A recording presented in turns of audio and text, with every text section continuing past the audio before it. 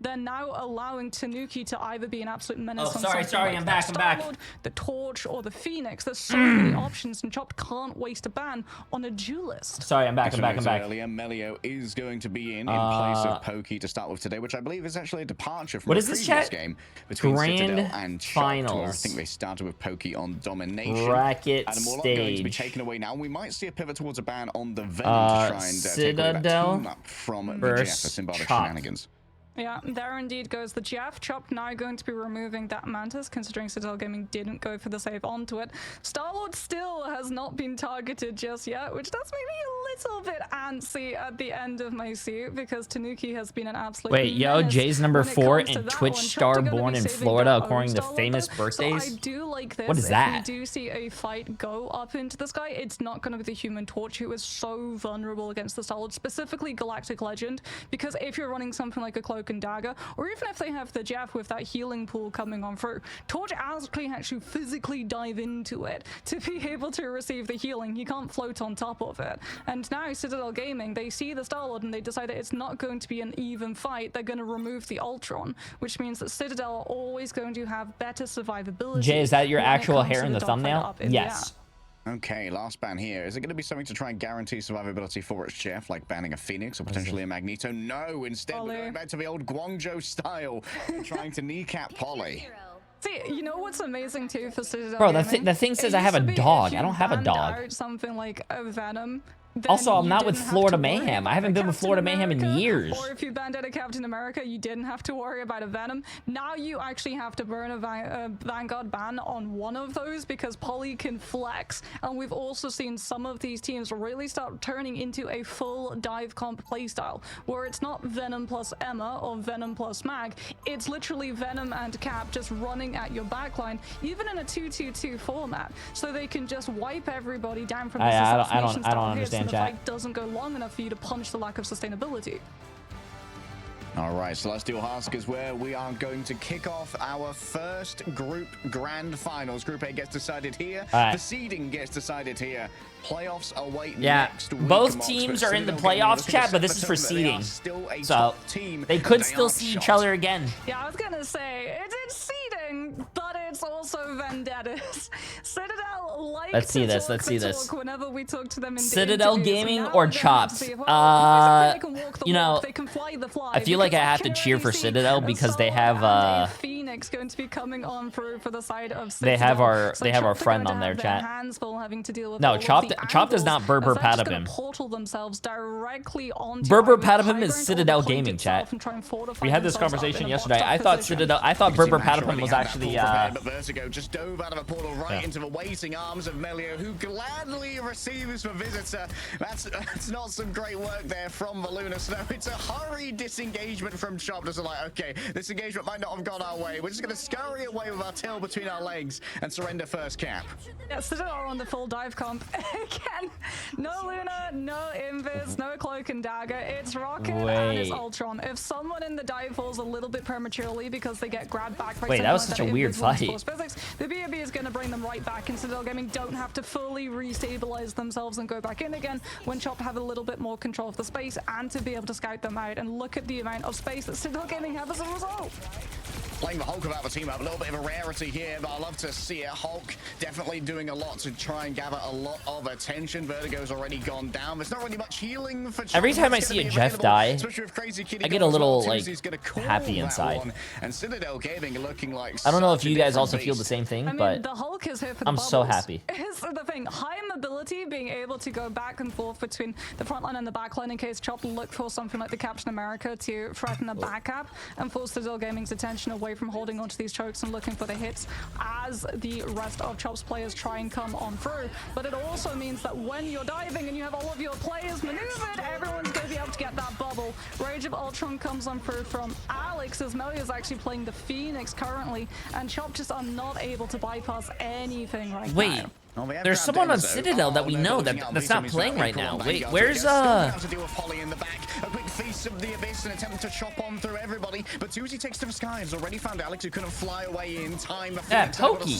Pokey's on the bench. And dodge the incoming element guns, and now the remainder is going to be easily hunted down by Tuzi, receiving the metallic bulwark. Quick return from Enzo, who's already rolled back on the Doctor Strange. A pentagram of Pharrell opens up a pathway to contestation here for Citadel, as they have to bring up their own defensive ultimate to try and survive through this one. But DRP was too far away, wasn't inside the loving embrace of the Invisible Woman, and now that it's gone away, Tanuki sees the opportunity to counter-strike a left to right hook and a punch to the head. Chopped don't even have a chance to pop the fate of both worlds. Yeah, Enzo with that portal just allows Citadel Gaming to keep on stalling. Invis boundary comes on through from Chop, trying to find the flip and clear Citadel Gaming off of that point, but that just sets up a green. That was a fucking roll.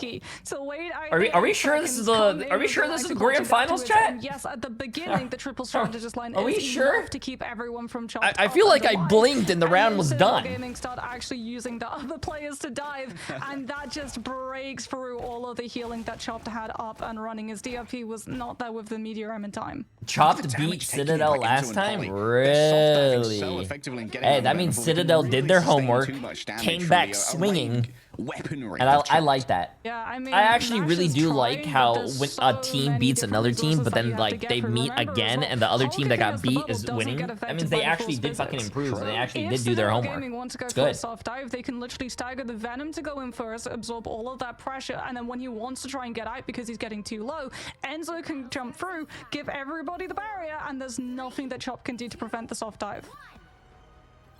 Helpless before flying green. Why is Star-Lord so popular? I think he's a very consistent and good DPS. Shenanigans this time, Marks.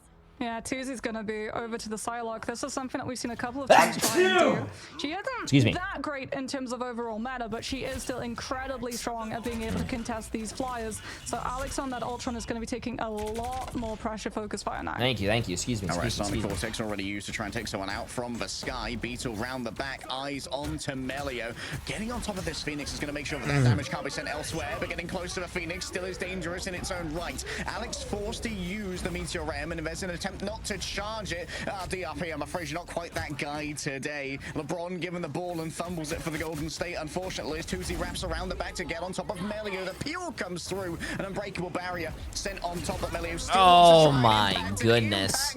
I'm sorry, that ult is really fucking strong, bro. The sparks were built up. The one taps were delivered, and yo, W's. I like that, Z. Yeah, Suncost Fallacy now coming in through from Chop. They need to win this fight, so Icon's Freedom Charge layered over the top of Galactic Legend from them. But Crazy Kitty's taking so much damage. He tries to dodge one angle, he immediately dodges into more danger. And both DPS for Chopped are already down. This is falling apart for Chopped, and Citadel Gaming will be able to hold on to the point. Bro, Chopped. Well, there to go. Tuzi is going to have that Dance of the Butterflies now, but it's going to be so hard Chopped to is getting get rolled to right now. it because Citadel Gaming are just going to be able to scout out where that Psylocke comes through from. Alex or Ken, either of the all can try and heal through it as well. And if Polly gets the damage boost from that Rocket Seer as well. Oh, I saw the Virtus Pro game yesterday. The reverse sweep, that was a good one. Yeah, I really want to watch the Virtus Pro game today against Navi because apparently Navi fucking rolled the Virtus Pro. So I want to watch like the matchup. Didn't have time to teleport away. Maybe it was forced out. Just brought back though. It's the BRB. The BRB. It's okay. Taken down once again. DRP on Polly elsewhere. Seems like a lot of the space was eroded away from Citadel Gaming for a second. Wow, Leg Days Gaming is actually Leg Days casting is really fucking good. But Tanuki might be able to make something off the back of it. As Chopped, they are just going to be chasing. How you doing, I believe a quick teleport out using that Rocket Network team up. Citadel are now just playing for a little bit of additional percentage on the point. The Feast of the Abyss doesn't get too much, and this one's over. Well, Chopped also didn't really lean into the bluff. They didn't burn another ultimate outside of that Dance of the Butterflies, and in that fight, Tuzi was able to do so much to both the Venom and the Hulk that he's almost already cut another one of it bolt on up. Mash crucially held on to the invisible boundary too, which is going to be able to match Tanuki's Galactic Legend.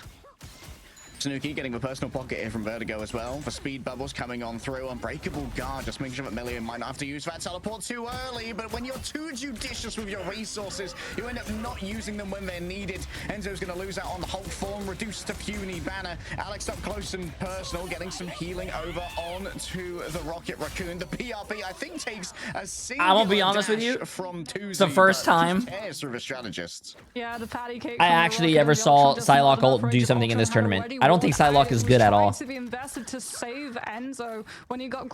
been watching a lot of Psylocke players. I don't think Psylocke is good right now.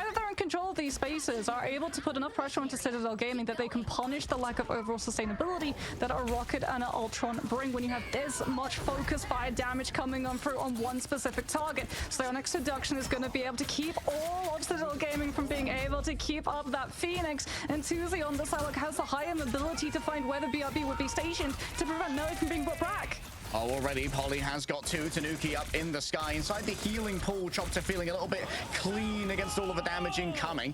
A little bit of an awry ultimate coming through there from the Jeff. I'm pretty sure Vertigo just didn't want to expose themselves to the damage of an arrayed Citadel Gaming. Chopper still in control here, which is incredibly important as the Cosmic Yarn Amplifier is going to be deployed, giving over shields and damage boost to all who stand within its range. But it's easily taken on down here by Chopped and their focused fire. Crazy Kitty reigns above it all, looking over towards the Phoenix. Is going to require raw tracking to take this one Damn, down. they actually killed it. That was nice. Chopped are able to get through that 400 HP summon. You can see the chase onto Melio is hugely emphasized here as Enzo looks towards the back. I think a quick stun onto another one of the strategists using that Hulk smash. Tuzi over onto Ken. A personal delivery. That is fucked up. Rocket Raccoon. I'm pretty sure he has that for that one. Melio's was some fucked up shit right there, bro.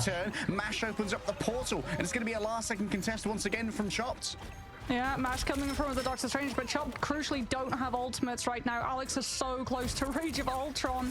Can he manage to find the placement off of it to allow Citadel Gaming to start to come back into this fight? Tuzi's been able to find the Hulk. There goes the Rage of Ultron, and Chopped have absolutely nothing to deal with it other than Mash on the Doctor Strange looking to shield it off.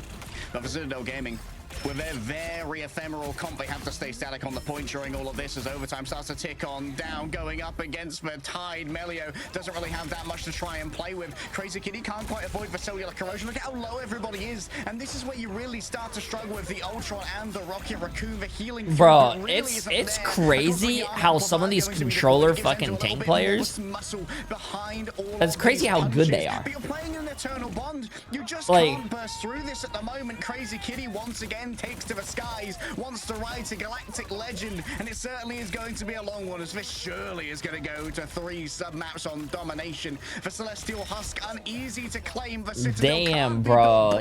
Damn. Wait, chat, we might have a game, bro. It's not over yet. When you're running that, I thought Citadel was just going to roll the other team. These fights have to be fast, or you have to be able to reset the majority of your composition while having one person bounce the point and keep it under your control. The second that Chopped actually managed to gain a foothold on that point, the percentage is going to rise. Wow, never mind. Psylocke, chat, never mind. I think Psylocke is still really good. She just doesn't have the same burst potential.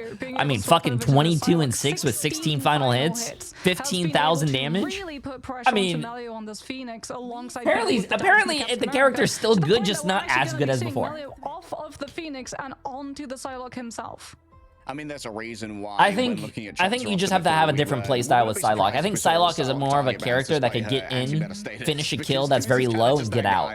You can't now as Psylocke now. You can't just go in there and just fucking one tap someone and then just like keep one tapping people. Yeah. Being able to chase down onto things like the Rocket as well, so that Citadel Gaming weren't able to just levy the BRB to bring crucial players off their own back, or potentially send one of their vanguards in to take a hit and then come back on through. As we can see a full change up from the composition coming on through from Citadel Gaming. This is counter Psylocke measures at their maximum. We've got Namor coming on out, emboldened by the Hulk. Gamma Squid, good to go. Crazy Kid can get through as well. Shadow, yes you did. You needed to see that. Cast of a Feast of the Abyss. A patty cake back and forth around the Guardian Shield. Sustains the back line of Citadel Gaming through the Dance of the Butterflies that was given over by Tuzi. Chopped, we get the cap for free. Oh, Citadel, a little bit of a fumble there off the back of their fight, and you could see that Tanuki kind of just gave that one up. Didn't want to try and play this out. Melio doesn't quite get the same vibe. Chokeslam. Oh my, yo, poor guy, bro. Poor guy. The being in that scenario and you just getting staggered, oh, not a good feeling, man. Strategists up above the point itself because of the Dance of the Butterflies coming through from Doozy. That's how Chopped were able to pick up the point as quickly as they did. A great force physics as well onto Enzo, almost pulls them down into that puny banner form, and they're just going to be able to continue building off of the momentum from the Hulk getting out by trying to find the Venom and driving back in. Okay, 5 ults here from Citadel Gaming, but can they use them efficiently is the question. Defensively, this point is so easy to contest. Oh, an early force here. Enzo's already been forced to use all of oh, he went to go counter the Hulk ult by swallowing him and wasting his time. He's just stopped it up though. Yeah. That was the entire duration. That whole duration of the Hulk ult is just done. That was a nice move. Another reason why I hate Jeff. Activate their ultimate. Sees Beetle fleeing away, but can't really find any squishy targets right now. Only the Vanguards are presenting themselves, and Crazy Kitty emerges from their subterranean lair, ready to duel up in the sky. And you can see that constant refreshing of the Guardian shield onto Crazy Kitty, making them even more difficult to assail. Chopped. You don't even play Hulk? Yeah, but I play other DPS characters, and every time I ult, there's sometimes Jeff swallows me and I can't ult. Hulk is the only character that doesn't have a channeled ability like that. Just all pile in the damage. The Exile comes on through. They might be able to pick Tuzi off of the back of that one, but no, somehow he manages to get on out thanks to Peel coming on through from DRP on that Emma Frost. And this could well be a 100-0 unless Citadel Gaming, when they come out of this portal, can pull a random. Yeah, this is crazy. Citadel came out 100-0 Chop, and now Chop just came back and just won the next 2 points. Last second contest coming through from Citadel Gaming. Chopped on the precipice of winning out the first map in this best of 5 grand finals. DRP sees absolute stars right now, spinning kicks in a tight corridor, but it was a bait after all. Went too far away from their backline. Chopped have lost 2 of their Vanguards. They smelled the blood in the water, and yet they went directly into the fishing nets that were so perfectly arrayed by Citadel. Bro, I love his casting, bro. His casting is so funny. Invisible ultimates couldn't get it done. They smelled the blood in the water. Which would provide all of the yeah, Chopped actually did throw. I don't know why they pushed so far into that little that room, but yeah, he kind of pushed so far he couldn't get healed, and he kind of got punished for it. As possible off of all of these players who are going to be stacked one on top of this other. Crazy Kitty sees the Doctor Strange and sees dollar signs in the eyes. Vanguard getting grabbed by this Wolverine is going to be curtains for Citadel Gaming's push. All right, Crazy Kitty. I've seen a lot of Wolverine in the past. Going to be an opening up here with the Sonic Seduction. Quick cellular corrosion moving over towards the back. It's Jeff looms in the distance, and it could be, oh, looks like it's just going to be a disengagement here. Don't want to try and play it into the Sonic Seduction. Instead, we're just going to prioritize getting that raw healing. Oh, an interruption on the Eye of Agamotto from Melio. Holy shit. Absolutely not. Bub and tackles him out of the sky. The Sorcerer Supreme beaten down by pure clawed action. Citadel Gaming now trying to counter-strike using the Galactic Legend. And there are so many squishy targets for Aura available, but look at that concentrated. Dude, no one's fucking dying. No one's dying, dude. The VIP package delivered to the Wolverine. Oh, he's got the last stand here. Manages to find the Feral Launch onto the air, onto so many of the players. They're going to follow it up too with the invisible. Uh-oh, Chad, this is not looking good for Citadel. Pinned into the Ensong Inferno, followed on up by Tuzi, and chopped off of the back of that. Find the flip. Citadel Gaming have to keep overtime and play. Piece of the Abyss is up for Polly, but there's no follow-up damage from the Dance of the Butterflies just yet. Tanuki on one side, Enzo on the other. Crazy Kitty pulled back on him, but the healing is so good. They are just taking such good care of this Wolverine. Holy shit. State carves through even the toughest diamond. Adamantium claws are met with 1,000-folded steel. The Dance of the Butterflies can't quite find the final blows, but Tuzi's already wait, it's doable. It's doable. The Shinobi's found Taroni as Vertigo looks to just try and wait, I never even noticed that. The hat? The usage of the healing. I actually never noticed that. Do you guys see the hat when he's ulting? Blood, and it's been smelled there by the Wolverine. Tanuki too far gone. Beetle with a last chance here, keeping it contested, but remember that Chopped are still in control, so in this time, all Citadel need to stay on the point at all times. DRP. I don't understand how this is still in overtime. Reinforcements here to a beleaguered Chopped team. Crazy Kitty's gone for a disengage, and Beetle's found round the back, was alone in the back lines. The invisible boundary might well be the harkening of a recontest of a last stand. Oh my fucking god, bro. The Citadel supports are crazy. Yo, bro, this is insane. The fact that they were able to live that was good. Shield of DRP, but will anyone be sonically seduced? DRP is There's not going to be enough burst, though, making sure the Sorcerer Supreme survives. Also, what's really crazy, other than how long this overtime scenario is, what's really crazy is that fucking this, like they is still casting this. The victim's mash has got to be the first one, but inside of the healing pool that Jeff provides, you can survive anything. Melio's down, 2 strategists inside the mouth of Jeff. There's no recompense for this one. Chopped have done it. What a back and forth between those two players. Dude, that casting, I don't even think he took, I think he did that all in one fucking breath.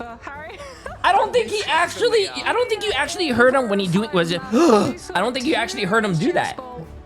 He was just doing that all, oh my god. Also, Chopped bringing that back and winning after getting fucking rolled first point. Holy shit. And the Luna for Citadel finally turned the tide. 2Z. To be able to clear the board of that point. 2Z. 23 final hits, chat.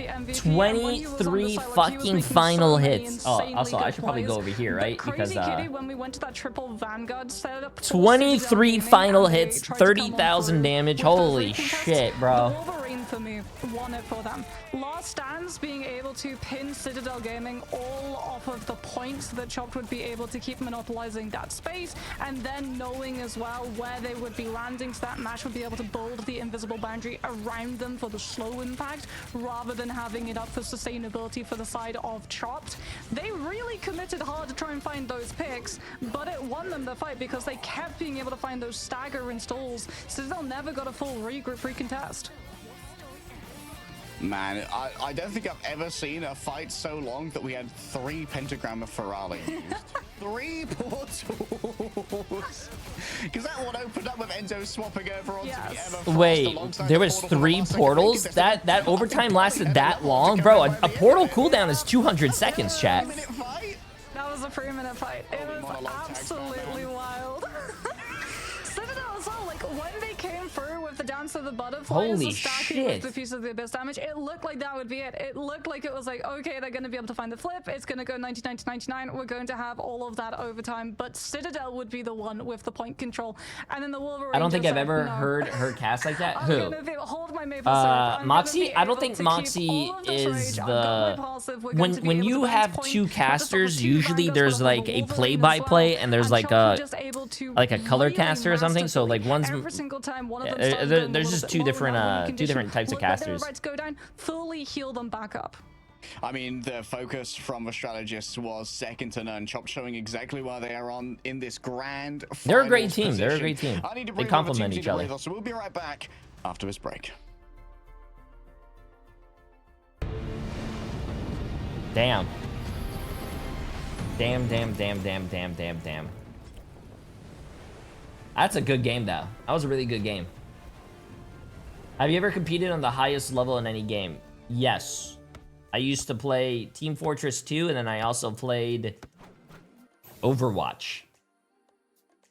So tell us more how Citadel did their homework. Hey, listen, John, they only did half their homework. They didn't finish it, bro. They didn't finish. Are the finals today? Yes, these are the grand finals for EMEA, but the playoffs are next week. Next week is going to be a lot of fun. So next week's Thursday, Friday, Saturday, Sunday. It's going to be a lot of fun, chat. Make sure you guys are here. Those are the... next week is basically who we find out from EMEA who goes to the $1 million tournament in Atlanta. And then for NA is a week later. I don't know why NA is not at the same schedule, but hey, you know, smile.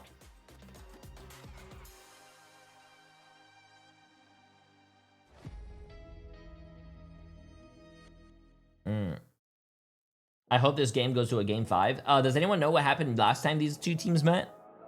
I know Chop beat Citadel, but what was the score? Probably 2-0? 2-1? Oh, it was a close game. Well, the good thing about this is that it's not a best of 3. It's a best of 5. So there's more room to do things. Also, this song got me fucking demonetized and copyright striked on YouTube. So, lovely.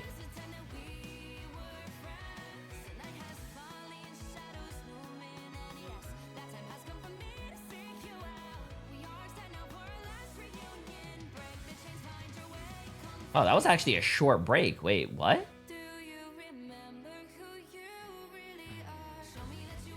This is my favorite song. Yeah, I don't think so. I've heard this song like I think 5,000 times. It's a good song though. A dragon for 27 months. Appreciate it.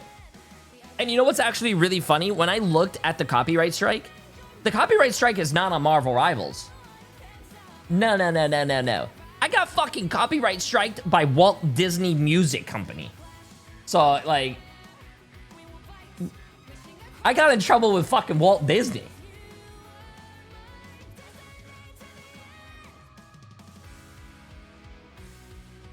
It's fine, chat. I think if it comes down to a legal battle between me and Walt Disney, I think I'd win, right?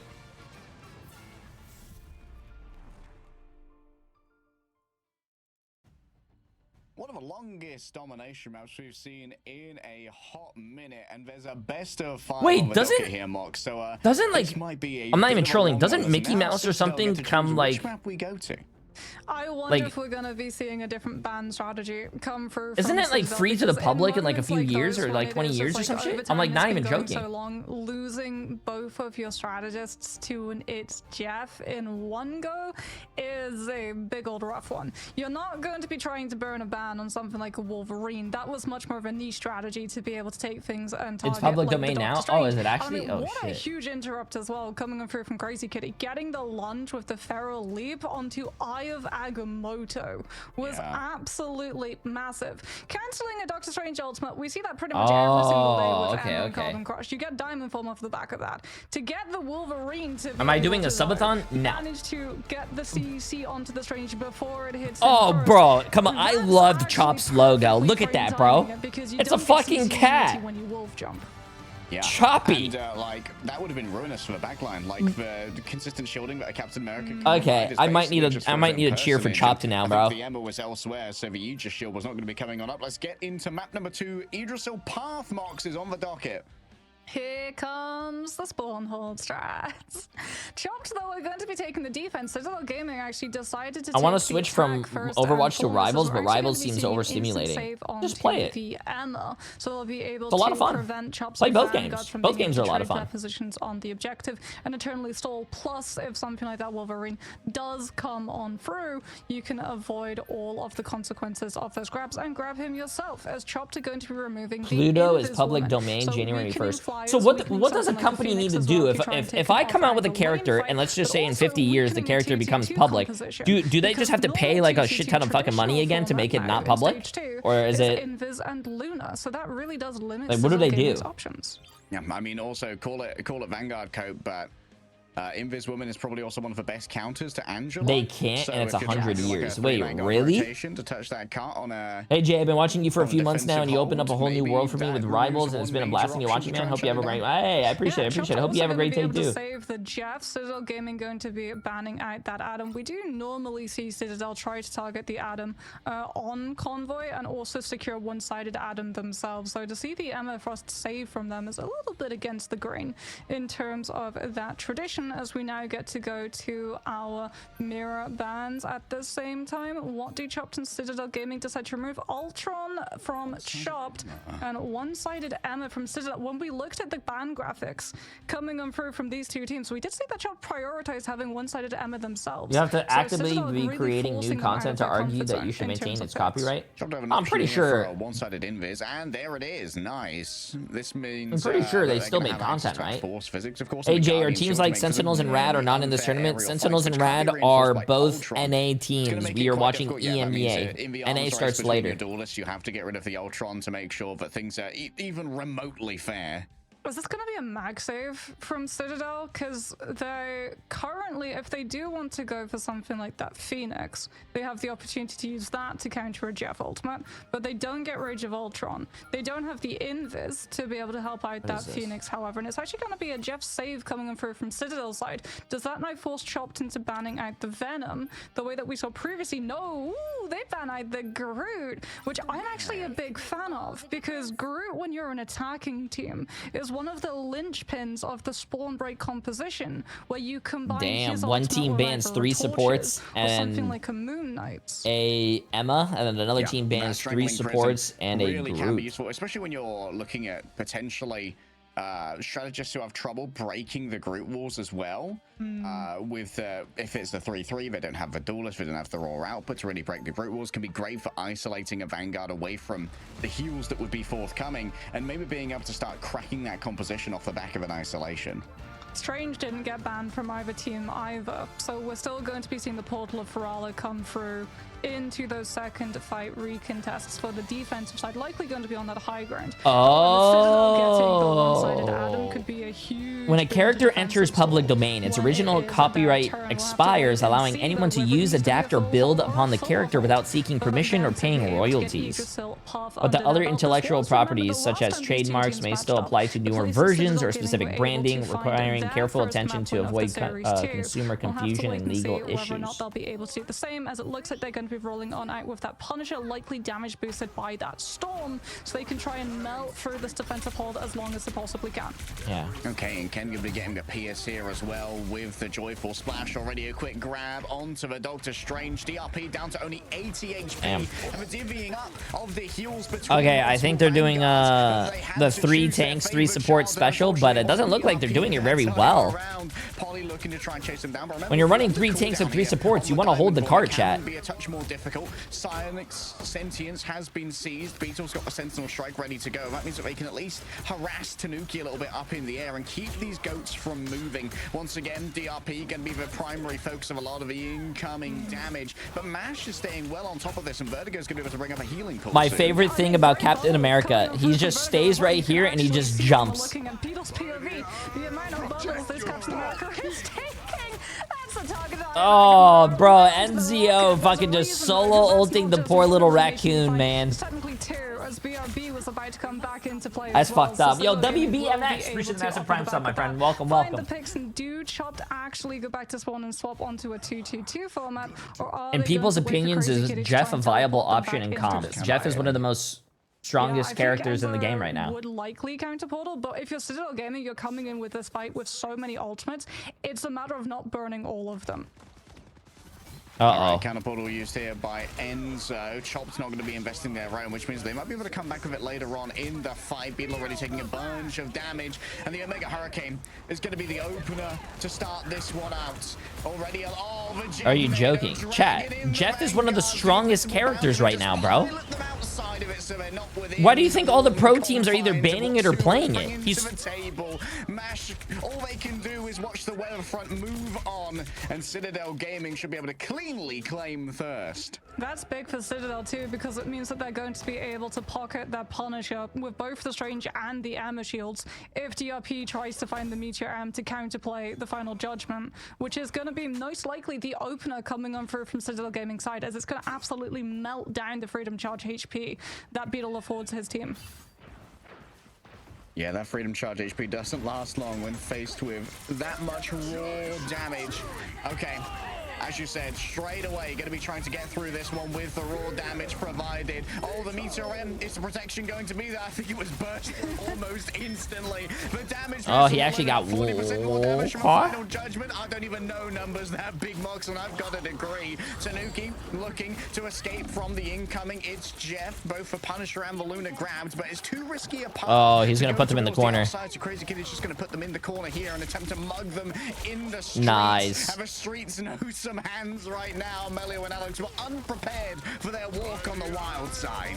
Oh, Ivakomoto comes on through, but I think it actually didn't manage to find what it was looking for. Tuesday night with that mag bubble, as well as the Pocket Guardian Shield coming on through from MASH, gets to unleash the Galactic Legend when Citadel Gaming do not have a single defensive option. I do really like what Citadel is running, though. The Jeff with the Storm basically kills through any support.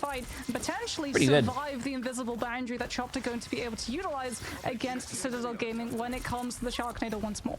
Storm's coming, Annie. Jeff Nado ready to go. Tanuki gonna have to deal with the damage coming through from Tuzi in the back. Give him the bulwark, but a lot of things have already Jay, been the thumbnail? The thumbnail's amazing. Sees a clear runway. Flee all of and sundry. You can see already the opposing Jeff tried to Yeah, that combo is disgusting, chat, bro. That combo is fucking disgusting. Jesus Christ. Yo, what's up, DTK's dad? How you doing? How you doing? Nice to see you again. Sharknado come through. It might be time to just save Invisible Boundary and try and one-shot it with Meteor M coming on through from DRP, because that's now, again, Invisible Boundary entirely prevented. They do have Fate of both worlds, however, to come on through, and that respawn being close enough. The only bad thing about Citadel Gaming, though, so far what I've seen, is that I think they're only winning fights when they pop the combo. You can't win. Like, the only fights you win are just by, you know, the combo. On the objective, they actually get to hold. Has an open runway onto the back line. There's going to be attempted a resurrection coming through from Melio. Big res from Melio. He was hiding in the rafters, sitting on a beam, and it means the remainder of Citadel Gaming can come on in now. Soul Bond going to be used to give over a little bit of additional sustainability, sharing out the damage between all who are present. Enzo's already been taken down, but rezzed up in short order. A quick grabbing of a sentience here means Tuzi is in danger, but look at that healing pool in front of Tooth Gnasher and Tooth Grinder. Crazy Kitty's oh, here comes the combo again. Tanuki and Ken once more set up. Sharknado. Oh, one and done. It always was. Tanuki sings a song on the wind. Okay, Tanuki's a really fucking goated DPS player, bro. 2.5 minutes for C. Even though Ken is helping him, that's crazy. Jeff is looking real good right now. If you're chopped and we go to a third. Hello, Jay3. It's the Queen's Me first stream. Anything to warn me about? I hear you are balding. Yeah, you know what? Where's my mods? Get a band going. Come on through with the diamond implemented carbon crush and try and find that elimination and stagger for Citadel Gaming to continue their momentum. Mash has the invisible boundary though. Citadel Gaming had to burn the combination last time, so it will be able to find value as Tuzi gets full bubble so he doesn't get hit by that Emerald Ultimate and can continue holding this off angle and building up Galactic Legend. What's that? Ultimate suppressed and strategist lost. DRP forced to disengage as they watch their captain, old captain, fall before them. It's a mad dash back to the spawn. You can see that an Aegis shield has already been erected in the doorway to try and stop any outgoing healing. They're about to have another. Is that what you made? Oh boy. Tanuki and Ken are gonna be able to get it online, potentially force Mash or DRP. Oh, that's tasty though. Isn't it 1,000 Island just like ketchup and mustard or something? Enzo goes aggressive with the Ivagamoto directly onto anyone from Chopped who could try and bypass the spawn hold and put themselves onto the objective, forcing Citadel Gaming to pop back. Oh, thank you, thank you. And it does manage to at least put a little bit of pressure onto Citadel, but unfortunately it doesn't one-shot the Jeffnado combo, and Tanuki gets two once more. Once more, the Jeffnado inside the invisible boundary is not an ideal matchup here for Tuzi, who will stand alone. Focused fire in onto the back line, but Alex gets plenty of healing from their compatriot in Ken. A trust long forged over years and years worth of scrims. Polly taken down onto the floor, but manages to wrestle Beetle back out of that one. Crazy Kitty on the back line is able to do a huge amount of healing for their compatriots. I mean, Melio has the res. However, Melio still sitting, ready to No, I definitely think Citadel wins this. Citadel has, like they just have all the ults. Chopped has no ults here. Chopped is Chopped. If Chopped wins this last fight, I'm gonna be surprised. Solo stun over onto Masher. Follow-up's not there though. It seems like Vertigo and Crazy Kitty are taking good care of their ally who is in desperate peril. Vertigo forced to flee elsewhere, and Polly is just gatekeeping this doorway right now. You can't get past Polly. Kicking them back into the wall so they can't get past them. Like you said, strategists denied any opportunity to help their vanguard. Holding the spawn door and putting a shield there so the two supports can't heal their team, that's fucked up. On the heals that could come through as well. These charge just getting in the way. Oh man, Citadel really showing off one of their niche strategies with the Jeffnado coming out. Oh, they had so much damage coming through too. Like Melio, when he was on the Punisher, absolutely melting for a triple Vanguard lineup. The only thing that potentially could have stopped them, because they had to invest so many ultimates in one go, was if Chopped had Adam. And that's exactly why Citadel Gaming removed him from the pool. Because then if you're Chopped, you literally allow Citadel Gaming to throw everything, including the kitchen sink, into an ultimate fight, and then you just hear Born Again off in the distance. And you're up so many ults. Oh, that's actually so smart. When it comes to that, she just dropped some fucking knowledge on us. And Chopped, they're going to be down on their potential group play here to try and isolate a Vanguard. So instead, maybe we'll see a Cosmic Fastball out of a spawn here from Beetle. We have seen Beetle play a little bit of the Wolverine, I believe, on Araco previously. Yes, but this is where the Doctor Strange has been gone. Citadel Gaming were liking to use the Doctor Strange shit, yeah, for all of DRP those is 2 and 10. so that they could try and pocket things like that Punisher.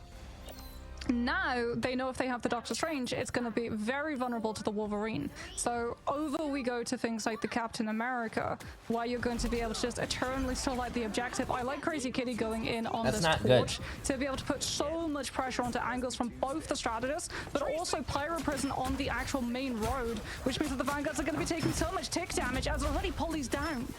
Very roundabout route here. You can see the distraction in the back. Yeah, Melia was barely perturbed by the Venom dive, but it meant that Polly was going to fall through the cracks elsewhere. Crazy Kitty pops their team up, looking towards the back. Seems the Soul Bond has already been popped, so it's not going to make a huge investment here. But a hot drop into the back now could be exactly what the Doctor ordered. Melio going up against it. There's a follow-up coming through from Tuzi. Light and Dark Karma allows for a momentary reprieve for Alex, healing themselves up. Off the damage done. Polly's returned, and Tooth Gnasher and Tooth Grinder continue on.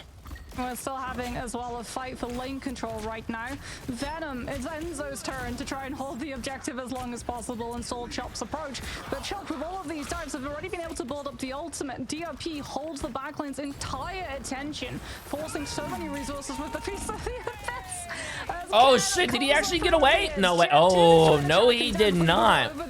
Wow. Just to find the pick with the Galactic Legend and still have wow, yo, bye tech. Appreciate the massive 3 months. How you doing, my friend? Okay, but DRP was too far out. Think about where MASH was placed by that Jeff when they were fallen down by the opposing Star-Lord.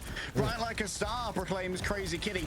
But is the power cosmic going to be enough to break through the walls of this Citadel? The protean power of 1,000 forged atoms is laid down at Emma Frost's doorstep, but it's not enough to try and take them down. Instead, it's just going to be a quick flight away by Polly. Tanuki has no such options of disengagement without the movement technologies available, but instead it's just going to come back the long way instead. A quick resurrection given over by Melio. Oh, what an eat coming through from the Jeff. Vertigo doesn't quite have time to get to the edge here, so it's going to be a little bit of a attempted tech off for flight. Did you see that secondary push come through from MASH? That was a crazy attempt at a combo.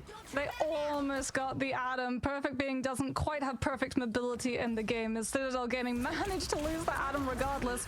The Crazy Kitty on the torch, he was so split away from his players. Polly has to come back in on the Doctor Strange, but Chapter just finding the picks back to back. There isn't really enough reason other than the Sonic Seduction for Citadel Gaming to try and go for a play. Bro, Tuzi is a disgusting DPS player. If it isn't, they're going to be going into second with zero control of space. Tuzi is a disgusting Jeff player. Wondering if there's any girls playing in the tournament. Yeah, there's Aramori on Sentinels. There was oh, that's really bad for that Vanguard. There was I forgot her name, but there's one on like a Chinese team, I think. Beetle, I believe, did manage to get held by the Carbon Crush coming on through from Enzo, but there's enough healing coming on through from Vertigo that he's still gonna be able to be living long enough to go for that last time directly into follow-up spam damage from Crazy Kitty. She's no longer on the team, not slowing down anytime soon, despite Polly trying to stall the objective with his life on the bound. Yeah, the only slowing is going to be on the car right now. Admittedly, Polly's doing a quite admirable job in a 1v6. Citadel Gaming, they've got Fate of both worlds, but they need to use it for the Supernova. Ideally, Galactic Legend is healed through by the It's Jeff, but Chopped also have so much spam pressure coming on through with the torch on the top of it. Maluki from Citadel Gaming to be able to hold their own. Melio still 30% away from a Karmic Revival as well, but needs to be built up over the course of this one. Supernova once again invoked, and this could be overwhelming for Enzo. Forces out the usage of a Fate of both worlds. Polly might have to feast now. Jeff. That's going to be two allies. Grab no enemies here for the Jefferson. Just going to get them out of danger temporarily. The Galactic Legend Tuzi's hunting. Only seeing Vanguards right now, though, and shields in their way. Ken's been chased out into the healing pool. Gives a moment. I'm pretty sure if you guys really want to check, you guys can check the wow.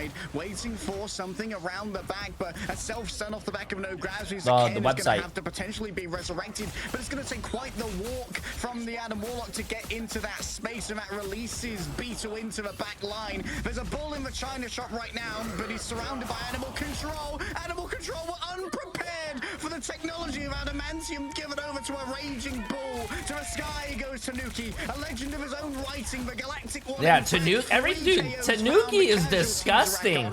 With 2 minutes remaining for Chopped. Big wombo coming on through from Tanuki off of the back of the Psionic Seduction from Enzo, so that Chopped had no way of being able to deal with it. DRP actually is going to be swapping. And this is exactly why I hate Jeff, bro. That Jeff should have died.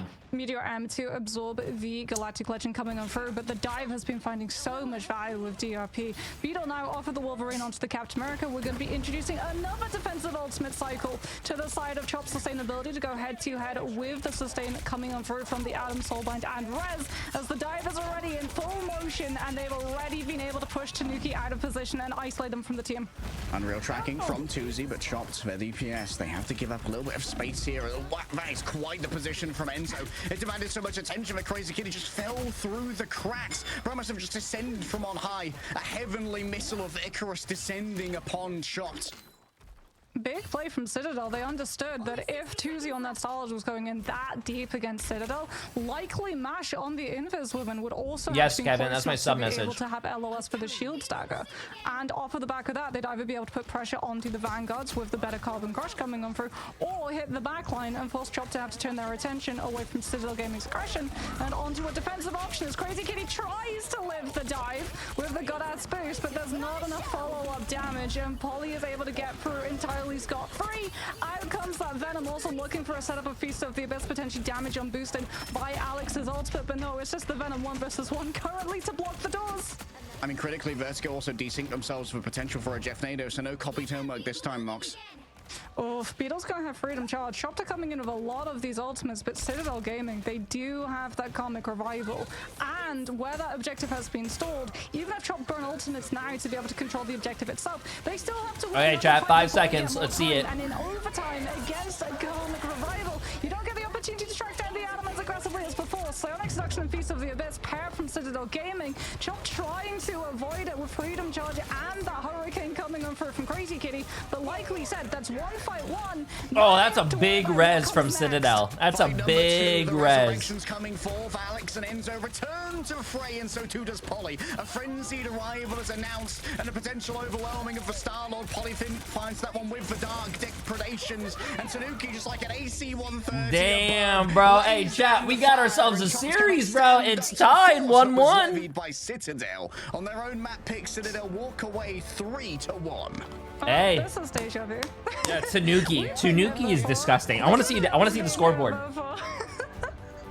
That was some amazing plays coming on through, and I mean, you could see as well the strength of being able to save that Adam and have one-sided Adam, because they had Soulbind, which meant that they always had a longer defensive rotation. Tanuki went 42-9. Because they had to burn so much 23 final hits through the choke against a Psionic Seduction and a Feast of the Abyss at the same time, just to get past the Vanguards and onto the objective. We saw Crazy Kitty having to invest the Hurricane so that he didn't get mind controlled and thus taken down by everyone else from Citadel Gaming's side. And from there, Citadel know Chopped might be finding the picks just then, but they're all going to be brought back in a matter of moments, as we can have a look and see so many of these highlights going to be that Sharknado Jeff Nado combo coming on through from Ken and Tanuki, which just made absolute magic happen. Like you said, perfectly counterplaying the invisible boundary and just grabbing everybody out of it, and you're not even impacted by the slow either, because in the Hurricane form, you're CC immune. Okay. No CC. Jay airplane us with a feed again? Hell no, this is my feed. And honestly, Chop just didn't manage to leverage the options that would do that. Something like an Iron Man ultimate, potentially. We saw before during a pseudo Jeff Nado meta introduced by Envy. A lot of teams pivoted over to using Invisible Boundary alongside a Punisher ultimate to try and burst through, because he becomes CC immune during that. But it would have just messed with Chomp's composition too much to try and make that maneuver.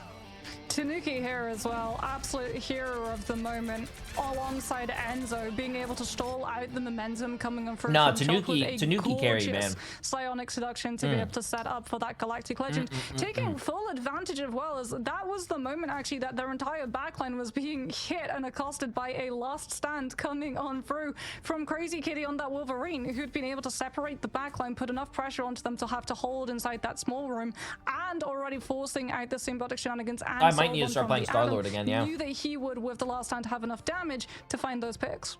Yeah, those double links for both the Soulborn and the Symbiotic Shenanigans, they confer so much survivability. But if you can isolate those shrubs just in a different location where you just don't have the range to get those links on your Vanguard to need a lot more of that raw healing throughput, it can nerf it somewhat.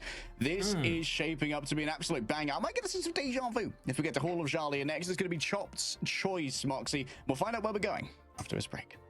No, I'm not eating chicken, chat. I'm eating eggs, like eggs, rice, and it was a little bit of bacon, some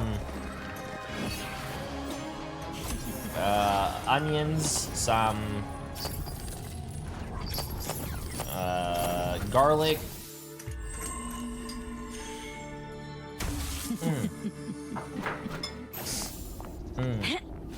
Rice for breakfast? Yeah, like leftover, like, have you guys never had like rice and steak for dinner and then you have leftover rice, so you just take the rice and you make like fried rice with it for breakfast with eggs? Yeah, that's normal.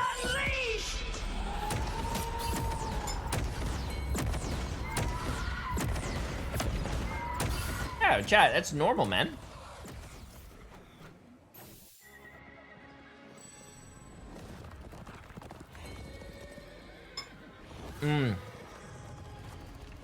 That's a good skin, by the way. Hashtag sellout. Chat, buy the Hella skin. The Grim Lady. We know you don't cook. I grill sometimes. Emily is the chef around here, though. She could cook dishes around me. Mine are not as good as hers. Zerx, what are you saying, bro? How about boiling an egg? I've never, bro, who eats boiled eggs? That shit is disgusting. I actually don't like eating eggs in general. Boiled eggs are disgusting. Listen, I like my eggs scrambled with a little bit of cheese and a little bit of ketchup. That is the good shit.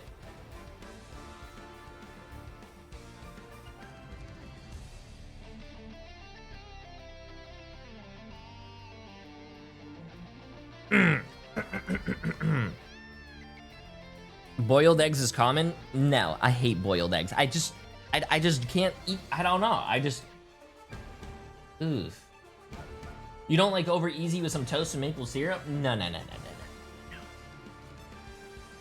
Yes, ketchup, chat. Ketchup is a normal thing to put on eggs.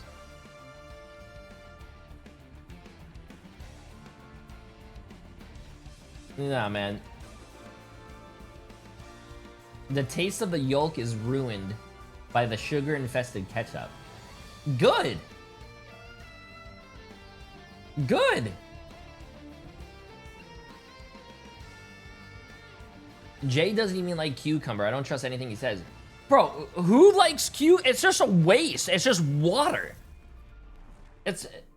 No.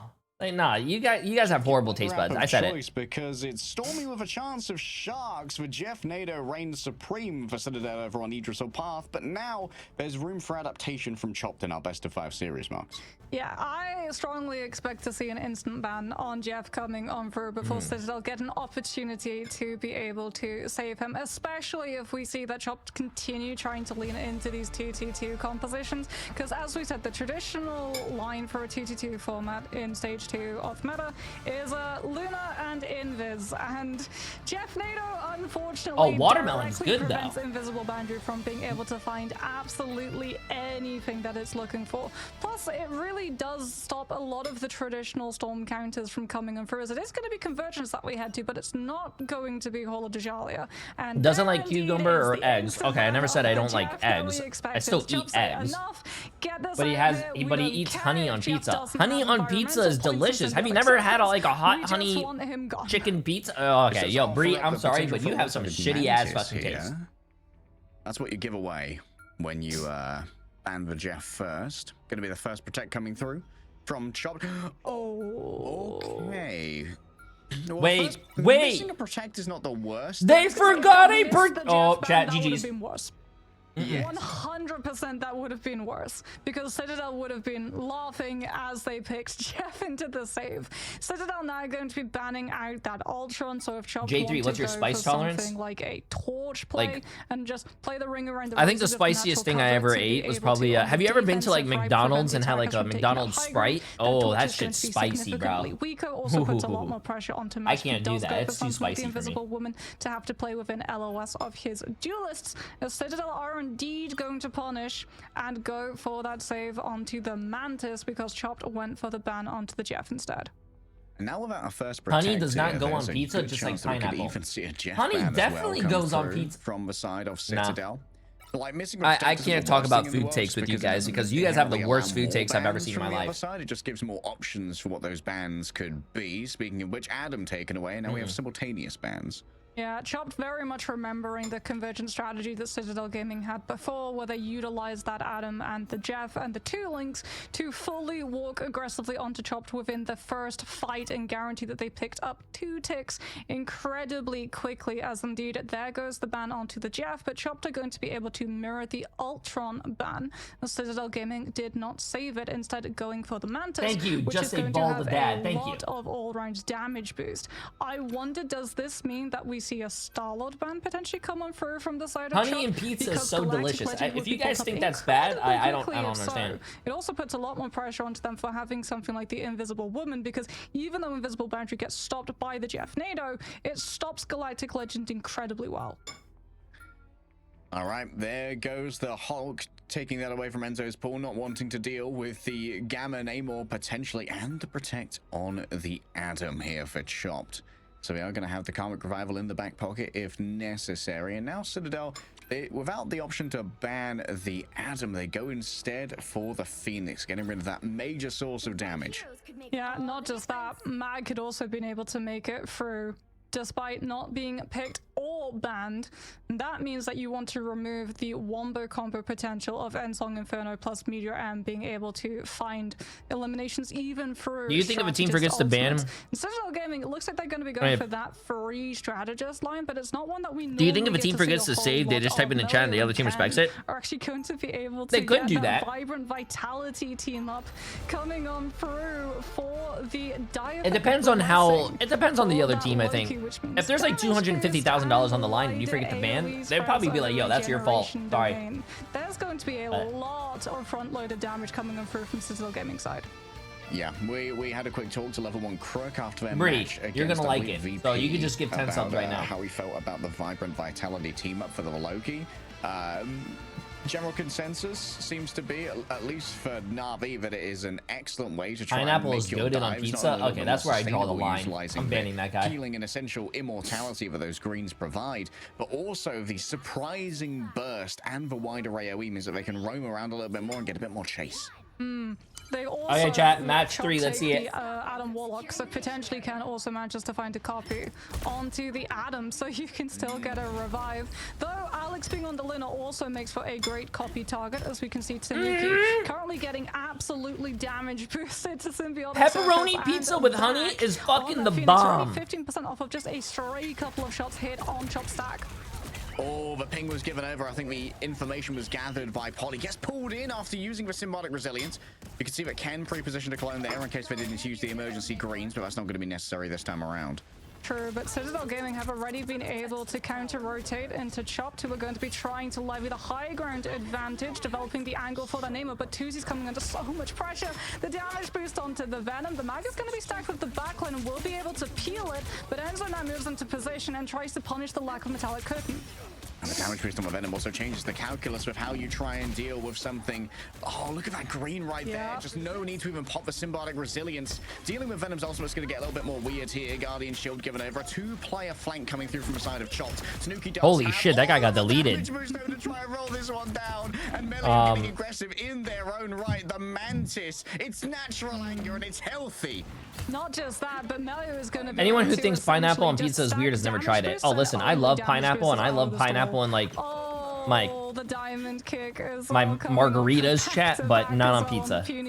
If you put pineapple on your pizza, you deserve to go to prison. You deserve to be locked up. Here's the thing that throw away the key. Make a play for these high ground angles and develop that space for Tuzi to take control. Without the Hulk, they're forced into just waiting for him, something that Tanuki knows, and is going to just be able to dash on up and get a couple of straight shots coming on through to quicker build up the ultimate.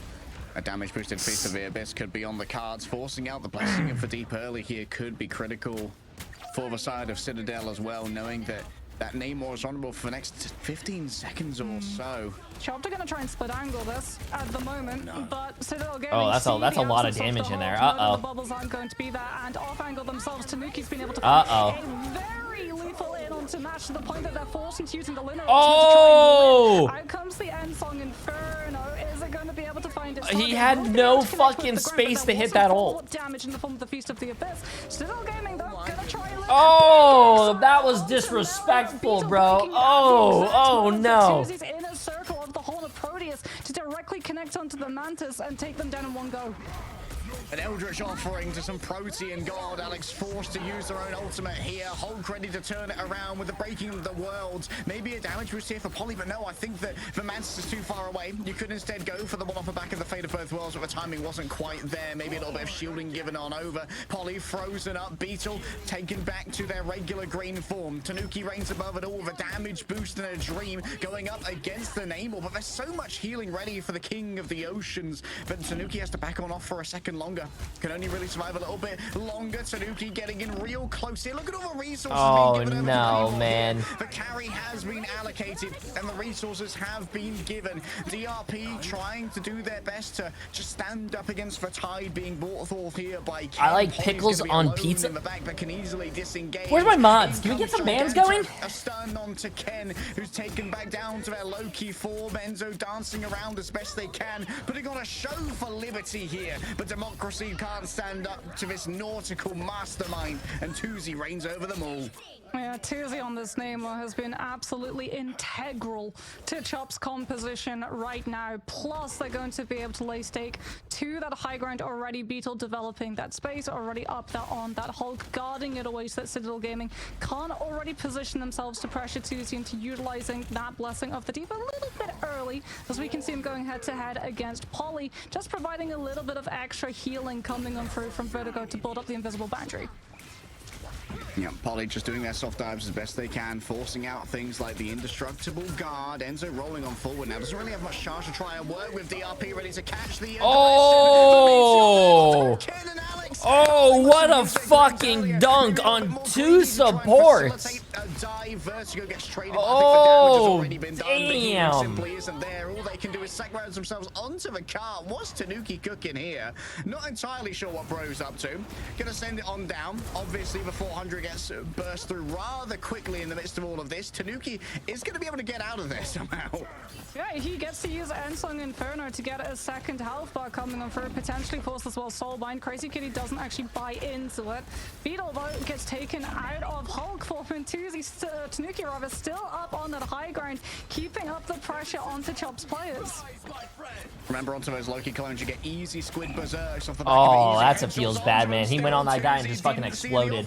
Coming through from the Phoenix, a 2 versus 1. It was unfair, but it's unfair to be returned to life after all. Crazy Kitty takes that one on down. Multiple players crossing the path of Enzo means spinning kicks abound. A soul resurgence to bring Citadel Gaming back into the force, and that's going to be the Horn of Proteus. Not really able to get too much there. Beetle tried to corral players inside, but the shepherding was ignored. Over to the World Breaker Hulk, knowing that almost over is the reign of the Lunar Snow. The greens are brought on out.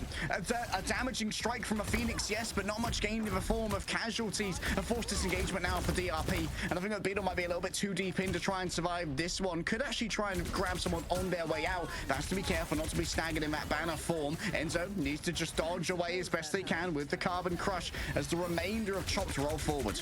With Beetle still in the backline of Citadel Gaming, stuck inside that banner form. DRP does have that Meteor M though, something that Ken is going to have to really closely watch for when he goes for this copy onto the Luna's Fate of Both Worlds. Polly with that Venom Piece of the Abyss sees where the Magneto is going to be. Tanuki. Oh my god. Okay, this guy's hitting some fucking crazy meatballs, bro. God damn. He's hitting some crazy meatballs. Now comes the Fate of Both Worlds to push the team forward and potentially find the damage boost for the Piece of the Abyss. AoE a touch too strong. Melio rolling forward, becoming a duelist once again in their own right. Damage. Oh, that's not good, chat. Chopped going for that fucking res and dying right there. Oh no. Reses themselves. In comes the portal. There's going to be a last That's not good. Courtesy of the sorcerer. That's not good. The pentagram of Frala is opened, and the body block is shied on by here. Vertigo could be knocked out of their own ultimate and potentially burst on through it whenever healing's not the most. Even post-buff, Tanuki's going to get close and personal. The premier melee DPS has made themselves known on the point. I still don't understand how Chopped is. Oh, they teleported. Never mind. Overlord has no magnanimous designs, but the 400 HP is easily burned on through. Chopped put themselves in a corner, and Beetle's back on the emergency deployment of the Wolverine. I still don't understand how Citadel is like. God damn. Good shit. Good fucking hold. Good fucking hold. This is a game, chat. Down upon the nations that one day said that he would never fly. Citadel hold on second. So the worry for Chopped coming Pineapple belongs on pizza like tongues belong in anuses. It's not for everyone, but those who enjoy it are a little bit more sophisticated. Nah, ban that guy. Get him out. That's disgusting. Get him out. Ban. In terms of get him out. Shady. Appreciate him as a prime sub, my friend. To be so crazily pocketed from his team. He's already getting things like the flake coming on through. Hey Jay, is this the world champion group stage? This is the group A finals. Next game is the group B finals, and then next week's going to be playoffs for EMEA. The top 3 teams in the playoffs of EMEA go to the $1 million tournament. Which is going to force Chop's attention to have to turn around and deal with them, and that's going to free up the space significantly for Tanuki to basically do whatever he wants. No, top 3. Top 4 is NA. Top 3, buddy. So much of a feast of the abyss with even a minor damage 3 teams coming through from something. 4 from NA, 3 from EMEA, 2 from China, 2 from Asia, 1 from Oceania. Alex and Ken behind you, buddy. You don't really need to use the healing spells buddy. It's Loki Luna. You thought you cooked. No, you thought you cooked, buddy. I'm not your buddy, pal. Mantis does not need to hold on to those seeds to be able to use them for any form of healing. It is just damage. No, it's 3 from EMEA, 4 from NA. Full pocket has been given. Damage boost from the Mantis, idle aura from the Luna. They're making a player ready for this high ground to try and force Chops into burning some of these resources, but they have to do so in staggered stages. We have to first deal with Soulbind. All in onto the young prodigy of Tanuki, who takes a little gaze into the abyss that's offered by Chopped already. The Adam Warlock falling low, but of course live streams are aplenty here. Crazy Kitty just having to dodge away as best they can. Look at the double squids around the outside. The off-angle provided here by Beetle and Tuzi needs to be addressed. Big play from Polly, though, was able to intercept what Chopped looking to disengage from. And that means that Chopped have no place of safety. I think Citadel needs to give Tanuki a raise. That guy is that guy's scary. So the thing about the soul bond is that it shares out the damage, but if you are occupying the same pixel and both getting hit by the what percentage of viewers do you think can kick the shit out of you? 0. Just absolute none. You know why? Because we're all gamers and we never leave our room. We have to deal with Polly trying to get out the regeneration domain from Ken. We'll be able to save the Venom, and means that he doesn't have to give up his position too. So Chop once more denied an angle for their Namor, which is going to allow. Have you guys ever saw that guy? I think he's like a TikToker or something that just goes around and fights his viewers. Nice by Polly. I mean, it was a combo from Tanuki, but Polly getting into 3. Unsurvivable against Citadel Gaming are ringing up upon Chopped, and already there's movement on the cart. Polly actually having trouble getting out of here. Might be able to make a mad dash. Citadel Gaming, do you know that Crazy Kitty is going to have Karmic Revival in this fight? The problem for them is that Crazy Kitty used the self-revive in the fight before, and they're going to be able to play aggressively forward with the Sonic Seduction. Chop have to burn Dez first to pull out of the wait. Just wait. back into oblivion before you can Citadel Gaming up 2-1. That's Symbiotic Surface. Hey, remember, I just remember, chat, the last time that these two teams met, Chopped won. So now, seeing Citadel winning is a little wild. Oh, by the way, Nanu Mike, appreciate the massive prime sub, my friend. And well, this was Chopped map choice. Once again, and Citadel stole it away. 29 assists from Melio on the Mantis. Yep. Checks out. Like, yeah, he only did 8,000 healing, but as we already covered, he's not going to be Wait, healing. can we go back? Wait. It's an ammo. The problem for them See, this is the cool thing, chat. This is the cool thing about having Nitro. I could go back. Up against both Enzo, who became CC immune, used a 1. I could go back and look at this.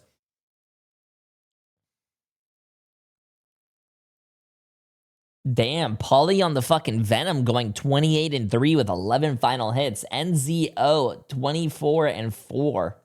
22-3. Damn. It looks like the only person that was like, bam, Tuzi. Oh, I feel bad. Oh, I feel bad, chat.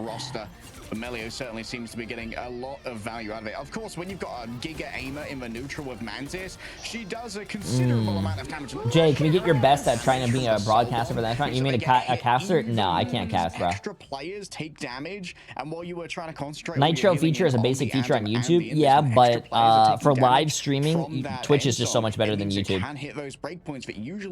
I'm sorry, but for live streaming, Twitch is superior. They went for 2 ultimates that have 1 hit of damage. These are the best 1-hit Ensong Inferno also going to be coming on through, trying to catch that 180 heals per second, tick in between the seconds to make sure that they didn't have to stack more damage on top to be able to find those eliminations. Yeah, it was great planning there from Citadel, but Chopped are far from out of it yet. Domination is going to be available as our map pool is once again reset, apart from a match we've played so far. We'll find out where Chopped want to take us after this break. For the streamer? No, it just makes sense, bro. YouTube is like a thing where you watch videos on that are already made and like edited and fucking like, you know, all that shit. No, chat. It's just common sense. YouTube, if you are a creator and you want to stream, you have more of a chance to grow on Twitch than you do YouTube. YouTube live streaming discoverability is just fucking shit. Nah, Twitch is just so much better. And no offense, YouTube, I love you guys, but if you guys want to see the chatters are on Twitch.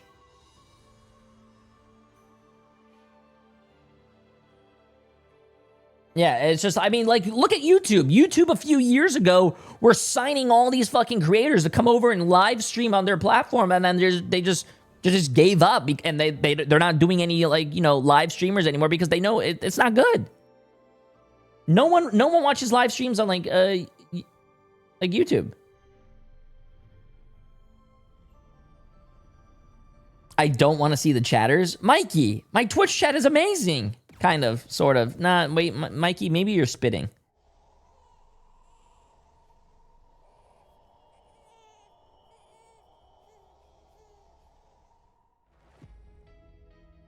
Do you need help or anything? Do you need help? That breakfast was good. What do you need help with? Give me 2 seconds, chat. While you guys fight with yourselves, give me 2 seconds. Stop. Can I give Boba a bath? I don't think I could do that right now.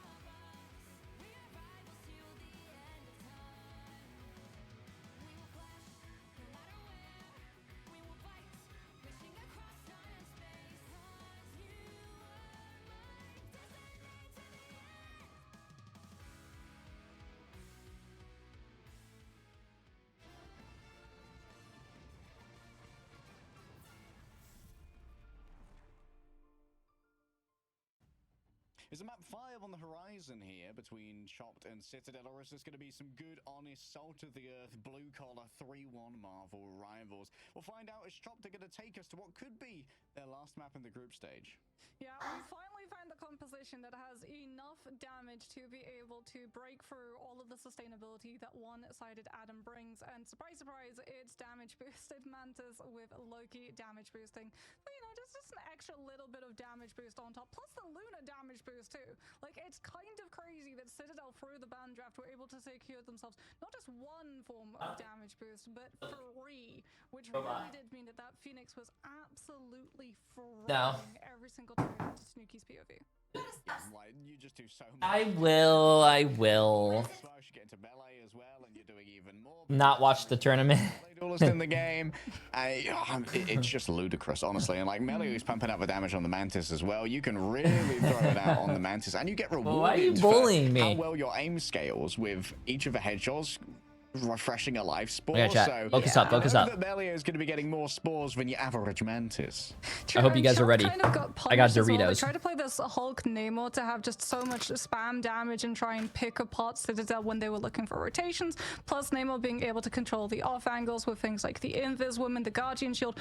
But that meant that they had a majority of their players stacked up so they could receive things like the AoE healing from the Guardian Shield and also the bubbles from the Hulk. Also, so YouTube Phoenix Premium also gets you free YouTube music. Person. She's hitting plural, which is who listens to music on YouTube? All of that damage from that end song Inferno and the Spark application too. And it also meant as well that Citadel saw a huge chunk of space that was entirely free from them. They went for the contest on the high ground on the right side of the point itself, and when we're actually following their walk up, you get to see the silhouette of a Venom go all the way around the left side deep into where Chopped would try and disengage when they were pressured, falling from the high ground onto the point, trying to stabilize one of their vanguards to hold the point, and then pulling their strategist back into that box off of the side of it to be able to try and steer away from some of that spam pressure coming in through. But that just meant that the Venom was at a great Yeah, Spotify. Yeah, like one of the things about the Loki damage boost as well is that when you've got these 3 strategists, you've got such a healing output and such a capacity for triage that you can be a little bit more laissez-faire with the usage of a long cooldown of regeneration domain, where when you have 2 strategists, you might want to use it a little bit more for something like an anti-dive, maybe saving your Luna, or even saving yourself when your Luna potentially falls elsewhere, because Loki doesn't have a huge amount of self-healing available, but with what can be given out by Melio, it changes the calculus. We'll go to Domination now. It's Chopped's map choice, and they can go basically anywhere we haven't gone before. Oh, I hear Hell's Heaven. You do hear Hell's Heaven. Oh, you get the music this time. Clap, clap. I do get the music. I mean, Hell's Heaven Overtime, I think, might be my favorite. But I mean, Citadel game. I have never listened to any game's music. I turn all the music off when I play video games. I hate music when I play games. Take coming on through from Chopped, because not only is this one of the best dive maps, this is also one of the best Black Panther maps, and Tanuki is already teasing it. I mean, admittedly, Tanuki has been teasing it for the last 2 maps. I still believe that it could be a great play. And you know what? Chopped is like, you know what? That Mantis character, pretty good, actually. Pretty good. What are the chances? What are the chances this is the first time we get to see the Black Panther Hulk team up in action? It could be real. It could actually be real. Because especially if you're going up against Mantis, like if your Black Panther does get slapped, that shield is going to automatically kick in when he goes low enough. That's true. That could be a great way to try and mess with that. Probably going to see Citadel. I have a good idea for a 1v1. Every 1 kill equals any skin he wants. Oh yeah, that sounds like a great idea. I don't want to have a one-sided Mantis either. Likely both teams are either going to make a play for the Adam here in terms of bans, or maybe a little bit of a heist protect. Emma, like on Hell's Heaven, we also tend to see rushdown compositions, like full dive compositions coming on. What's your favorite music genre? Type. Navi have played it. Oh, that's an easy. Citadel have when I go to the gym, I put my headphones in and I listen to K-pop. I wonder if we're actually going to be seeing just a full mobile composition, and Emma doesn't really fit into that. Emma is great at stopping rushdown with things like the Carbon Crush, but not so good at being able to play in as aggressive places with a higher mobility that is afforded to things like the Captain America or the Venom. Okay, the Loki ban. The vibrant vitality shenanigans shut down. I mean, can you imagine what that would do for a Black Panther as well? I mean, I know we're talking about the Black Panther a lot, but like projecting that into the enemy backline could be ruinous, NGL. Citadel Gaming keeping their options open as well. Being able to save the Emma means that they can go for a number of compositions. As Chopped still haven't really targeted any form of dive either. The Adam going out from both of these teams means that we don't have to worry about one-sided soul bind. I listened to the news channel at the gym to be able to stall it until you're able to win it, as Ultron is going to be taken out of the side of Citadel Gaming a little bit later. As you can see, Chopped making sure that if it is going to be a dive component with Citadel Gaming, maybe spicing up the ban draft by trying to mind games Chopped with the Emma save into thinking they're going for more of an anchor composition. Instead, then immediately curveballing into a dive. They want to remove the Ultron just in case it's Chopped are going to be saving the Loki, so they get one-sided. Bro, I feel like that is like, to be looking for the front-loaded damage. I don't know, man. That sounds really wild. Against them previously. Like, I can't imagine. Star-Lord or Phoenix here? I'm just, this is just me, chat. Before the match starts, I just gotta say this. Okay. If I walk around the gym and I grab someone's headphone and I puts it in and I listen to it, I can listen. It might be like, you know, rap. It might be some like hardcore rock, or you know, something that gets you really hyped and like want you to lift heavy, right? I can't imagine grabbing someone's headphones just so I can listen to the weather. And hey, don't worry, chat. After the weather report, sports at 4. Like I'll be like, what the fuck am I listening to? Regeneration domain for Loki changes when you got that vibrant vitality. Admittedly, we aren't seeing a composition here. I mean, hey, if it works, it works. Use it to try and that's one way to get the news, actually, though. So I don't know. A bit more defensively for when Tanuki comes in. Yeah, something to note as well is that Chopped got the full vibrant vitality. They got the Groot and the Mantis. Okay, let's see this. And the Loki, which means that we're going to be seeing a lot of sustainability, but not only that, strangling prison as well. If it is going to be like a dive composition coming in from the side of Citadel, and you run like the Captain J3 is a classic Slim Shady type of dude. Venom, you don't have all that many shields to be able to try and block a strangling prison. Who's the real Slim Shady? Song Inferno follow-up. And yeah, you are going to be quite vulnerable to Vasonic Seduction as well. When I lift at home, I usually have your stream on in the background. W, there's nothing that gets me more hyped than listening to a J3 stream. Just to try and shut down any potential usage. Wait, we're getting the Black Panther. Oh shit! I hope he stays on Black Panther for the whole game. Oh my god. Wait, go back to the Black Panther, bro. I don't want to see no fucking Venom gameplay.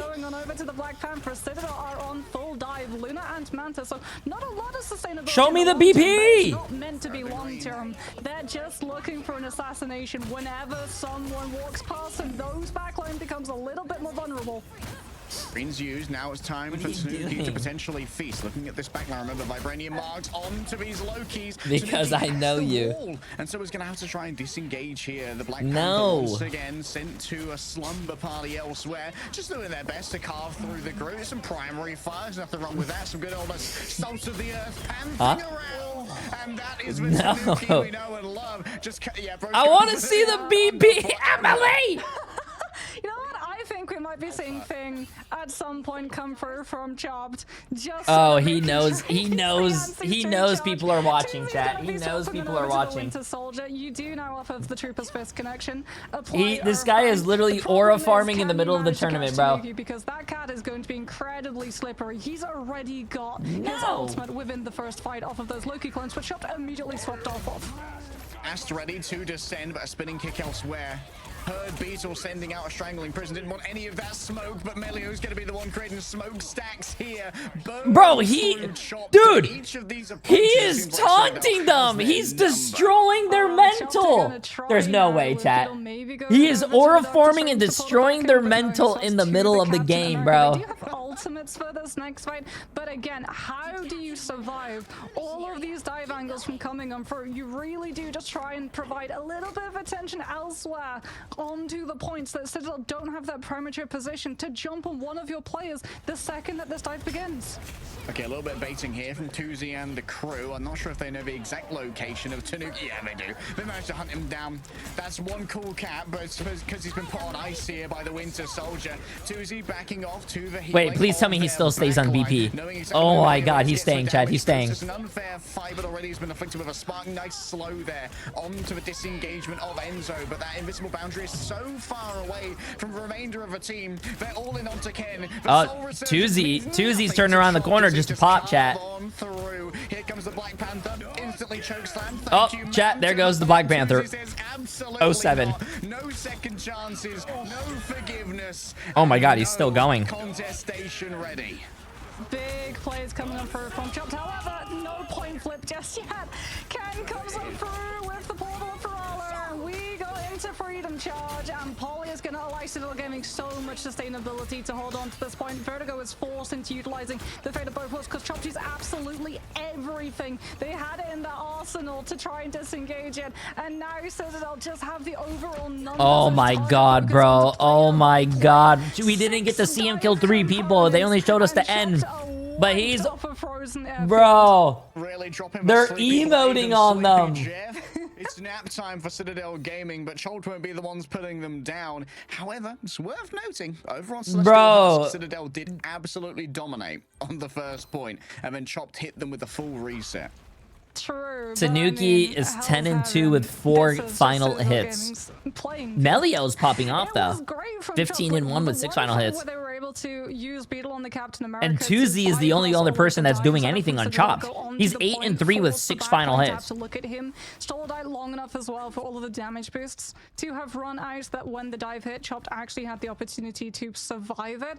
But now we're going to be seeing big swaps coming on for Eldritch Monument. There's pillars around the point itself, which means I don't want to tell Chopped how to win because I'm not their coach or anything. But chat, you know how one way Chopped can like win? It's really simple. All they had to do is just offer Jay3 a multi-million-dollar contract, put me on their team, and they'd start winning. They'd 3-0 every single team in the game. All right, Tanuki. Prowling readily around the edges. Quick love tap. A kiss between the Venoms over there.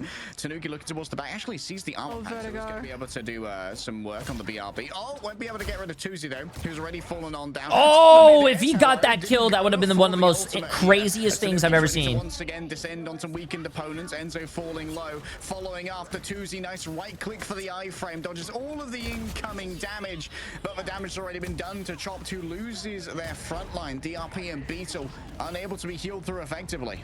Yeah, and Chopped now losing that spacing to be able to scout out where the dive is and just use the spam pressure, all of that damage from Torch and Star-Lord to be able to burst through the sustainability afforded by just a Mantis and a Luna in a 2-2-2 format. Out comes Supernova just for Chopped to be able to bypass the choke. Alex goes for the fate of both worlds, though. We could still see Citadel try and make a play for another turnaround of this fight.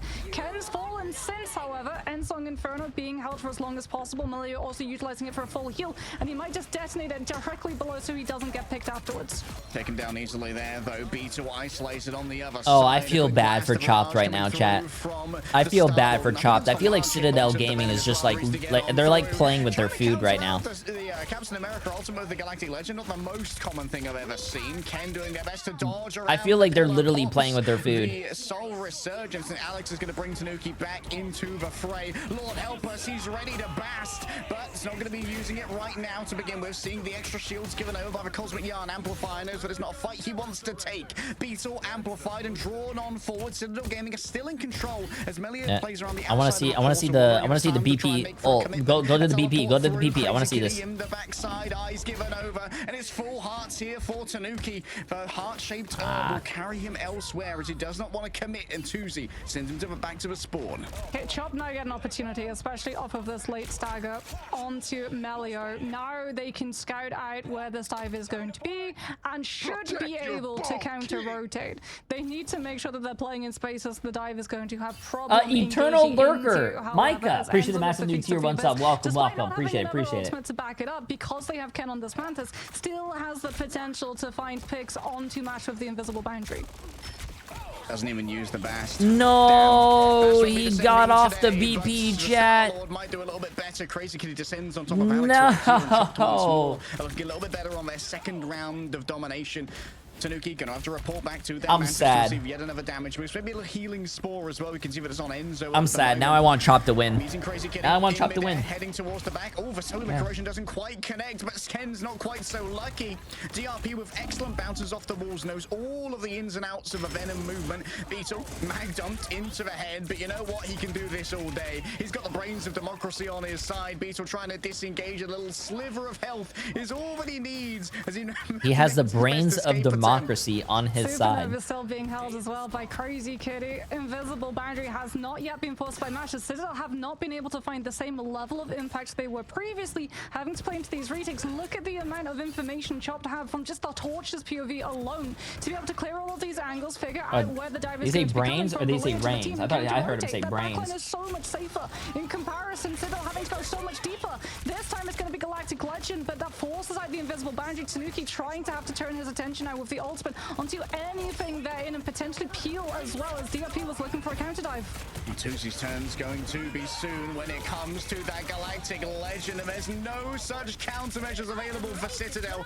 Yeah, there was an impact coming through from the side of a Phoenix, but Melio hasn't got too much off the back of that one. In fact, Tanuki's already fallen on down. Alex dancing for their life, but Chop just surround. They wait. The Piranhas are circling, waiting for a moment to oh my god, two assembles going on. And Polly is declared that freedom reigns overall, but Beetle has similar ideas. The Cosmic Yarn Amplifier means extra damage from DRP. The Feast of the Abyss chomps through Chopped. At 99% here for Chopped, they are still able to try and hold on to this point. Ken taken down by Vibranium Energy Saw. That's animal abuse if ever I've seen it. DRP wait, chat. Chopped is winning, bro. Citadel was Citadel. Oh no, bro. Oh no. And even with the Feast of the Abyss, Enzo still has to stand alone against the tide. Crazy Kitty returns on the Sorcerer. Citadel was egoing them a little bit. Teresa shaped too far as Melio's taken on down. The invisible boundary holds safety for Chopped inside the catacombs, and Citadel Gaming aren't on the point to keep it contested. Bro, Citadel, you guys cannot lose this when you are aura farming for 2 rounds. They can't do it. Do they make a return over to that Black Panther? Which again, Chopped coming on through with these swaps over to both the Torch and the Starlord, 2 components which are so much harder for Citadel Gaming to be able to get on top of. And actively dive has brought so much more safety for Vertigo and Mash. Mash went down 7 times. However, so many of those times were on the first round alone. The Invis woman in comparison and Eldritch. I don't think he's running DP, chat. For the amount of pressure that she had to I don't deal think so. with to what she was having to take account of on frozen airfields. It all ends on the Super Soldier Factory. This has often been where the Jeffs reign supreme, but banned away from both sides. And I'm getting the awful sense of deja vu, Marks, as once again, Chopped have come alive in the late game of domination. Citadel and Chopped all the way thank you, to Red the Rums. brink. Citadel going to be coming out with a triple strategist line, fully pocketing the sole duelist Tanuki, who is going to be getting absolutely everything. Idol Aura, Mantis Boost, and Invisible Woman, but he has to go toe-to-toe. 2 versus 1 against Mash, and Tuzi has already been able to find 1, and Polly manages to find the backline when everyone's target focus is turned. Yeah, Vertigo was distracted elsewhere, trying to make sure that could be a slightly even fight against Tanuki. All in onto scaring Polly off the point and managing to convert on it too, despite losing the first casualty here. Chopped managed to convert using the Cosmic Yarn. Yo, Citadel. We've seen Chopped what is going on here, bro? An advantage into this next fight. Tanuki trying to build up the end song Inferno so he can pair it up with Polly's Feast of the Abyss, but Crazy Kitty with that Supernova is going to be able to zone Citadel Gaming out of every single angle. A big carbon crush comes on through from Enzo, making Crazy Kitty vulnerable, but the Supernova was still down and Chop still got to push ahead. Yeah, the Flame Cyclone still sucked up all of the Citadel, and they did not have their fire insurance. Tuzi's going to have Galactic Legend. Melio now moves over to the Psylocke to be able to put pressure onto DRP, but also put pressure onto both Crazy Kitty and Tuzi. They've got Fate of both worlds, but Citadel really don't want to have those ultimates forced when they try and drop to the point, because Chopped will just be able to come in with later sustainability. Big pick though from Tanuki. How to do that Phoenix tech? Oh, the melee stuff? The Beyblade? Forward with the Venom aggressively into the back line. Pretty sure you just wait. What is it? You melee fly, melee fly, melee fly, melee fly, crispy clean. I've never seen nothing like it. Chopped still in control. They mash them next to how's there a console in this? There's people who plug in their controllers and play with controllers, like Enzo, there's DTK, there's DRP. And the emergency usage of the regeneration domain keeps Chopped in this one for a while longer. Up comes the invisible boundary. It's countered out by Alex. Looking forth, it's Emma Frost who tries to claim their minds. Tuesday does their best to dodge away from incoming deliberations. The charisma saving throw doesn't work on out, but it might well be the dex that works out instead. No, Melio has the hit markers to hit the AC indeed. Tanuki looking for all of these vulnerable players. Oh no, chat, bro. Nothing compared to the element guns being pumped forth from Tanuki, bro, and it's finally Citadel needs to hold this for the rest of the game, dude. If they don't, we go to the last match. Before Tanuki's in position to follow up and stack the damage with Galactic Legend after all of the strategist ultimates from Chopped has ended. However, Chopped 95% on the point, just need one singular fight. Citadel going to have to play this absolutely perfectly. DRP on that Venom going to be pulling over to the point and pulling a lot of that attention. Oh no, bro. Oh no. But at the same time, there's been a trade of the backlines, and only one has the Rocket Raccoon to be able to bring them back. Yeah, the BRB brings Alex back into a fray. DRP looking elsewhere. Once that back line, a frenzied arrival could be everything, but with the Cosmic Yarn Amplifier, it's too dangerous to try and touch the point. Tanuki has to try and make it work, but the Blaster Barrage is easily gunned down by Chop to have all of their arrayed members looking for the stragglers, the refugees of Citadel Gaming, and they're not allowing entry here despite Polly's proximity to the point. The deja vu rings. Well, to be honest with you, to a climactic map 5. To be honest with you, you cannot ask for a better series, chat. We are on match 5 of the first game of the fucking day, bro. That is what's fucking awesome. But what's also not awesome is how Citadel was oral farming so fucking hard that they actually lost the fucking having round. to contest the point flip and dropping off of the high ground, not being able to find any opening, having to as well respect the fact that Chopped had better ultimate economy when the fight turns into that brawl situation. Oh my, Mr. Puff Senior, appreciate massive 18 months, my friend. On the Luna because he was able to puff. He should have stayed on BP. To join his Starlord on the he should have stayed BP. Catwalk and find the pick necessary to give Chopped the confidence to start utilizing those ultimates before Citadel had anything to match. Yeah, Dive is beautiful to watch, but it's also hard to watch. Big shout outs to our observers here at Ignite, managing to catch that map so perfectly that we really understood what was going on at all times. And you know what? Sometimes you rage bait with emotes and you do actually get them angry. Sometimes you don't want them angry though, Marks. Sometimes that's a dangerous proposition. Well, the torch as well. Crazy Kitty and Tuesday. So many times we see just teams go for something that is entirely undiveable. Ultron is one, however, Citadel removed Ultron from the pool, understanding that he would be making that dive's life an absolute misery, as well as the Black Panther too. Well, to be honest with you, at any point in that map, Ultron had to be given the boot almost immediately. And huge props as well to Chop for being able to survive the Black Panther. They gave up the Loki. Well, to be honest with you, I think the Black Panther was working, but the reason they probably switched off is maybe they wanted to troll chat. Maybe they wanted to lose because maybe they don't want to hit the first seed because maybe they don't want to play against the other. I don't know. Maybe they want to lose, chat. Because if you think about it. Maybe it's a 5-head fucking strat. Maybe they want to lose this so they can get an easier bracket for the playoffs so they can roll through the playoffs. Think about it. Oh, they're having a break. Think about it.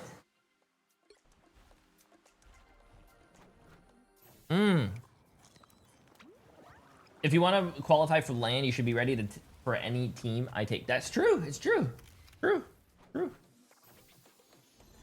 True. I think Citadel was trolling, bro. I don't know what Citadel's doing. I think they got a little cocky. They were rolling the first round, and then they started doing a lot of emote spam, and then they kind of got their fucking asses spanked. I don't know.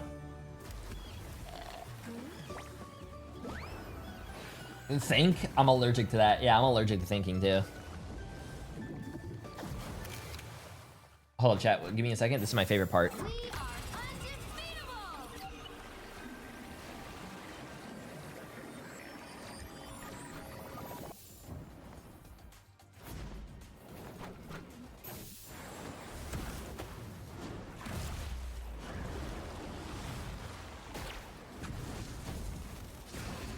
Oh yeah, I don't know if you guys knew, but when he ults, his shirt burns off.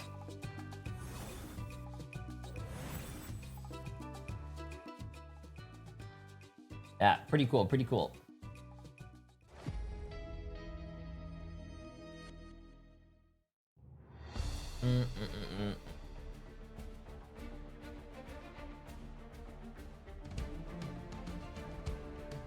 Jay looks kind of hot as Widow. What? He's telling this for the 67th time. I think that was the first time I actually said that today. I don't think I actually ever said chat. Did I say that today?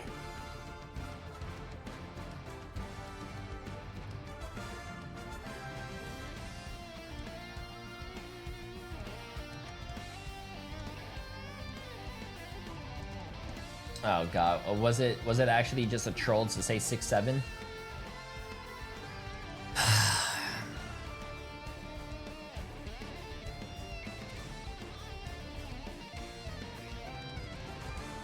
Wait, I have 45 seconds. Oh my god, oh my god, oh my god. Wait, I need to look at something. Chat, I have 45 seconds. I have to check something. We're not missing any of the tournament. I just have to check something.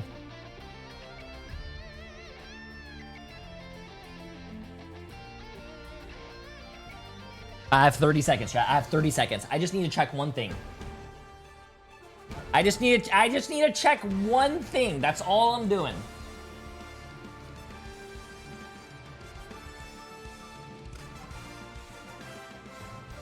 I just need to check one thing.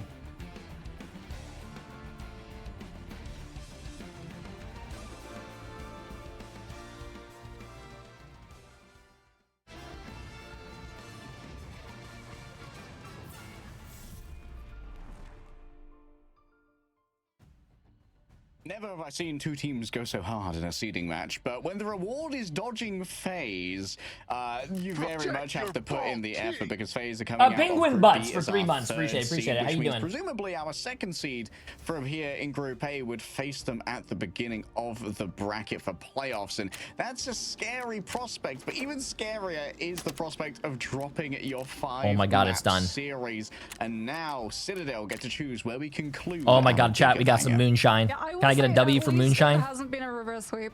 Like there's something a little bit more taxing on the mind about being up 2 maps and then fumbling the bag 2 times in a row and then going into the 5th one with that playing on your mind, essentially going, we could have won this, we could have finished this out, we should have won this, and then tilt's going to start coming into play, right? And you can't afford to tilt at this point in the game. You just have to go, okay, that was that game, that was that round, this was the ban draft, and we're going to be changing this about our ban draft coming in, and now we're just going to continue trying to play our own game. And that's something that Citadel have always been known for, both when they were under the name of Berber Patapim, and then when they got picked up to Citadel, they didn't really care about what was meta. They made their own meta, as we got to see with things like the Black Panther. So if we do go to something like Call of Duty, I feel are you like gonna play Arc Raiders? To be honest with you, I don't know if I like Arc Raiders. Traditionally see, maybe they go back over to that Hulk Namor to try and control some more of those off angles. I don't against know. The Third Flyers. person. But that's my worry, Harry. Any of the convergence maps that are left, Central Park or Holodajalia,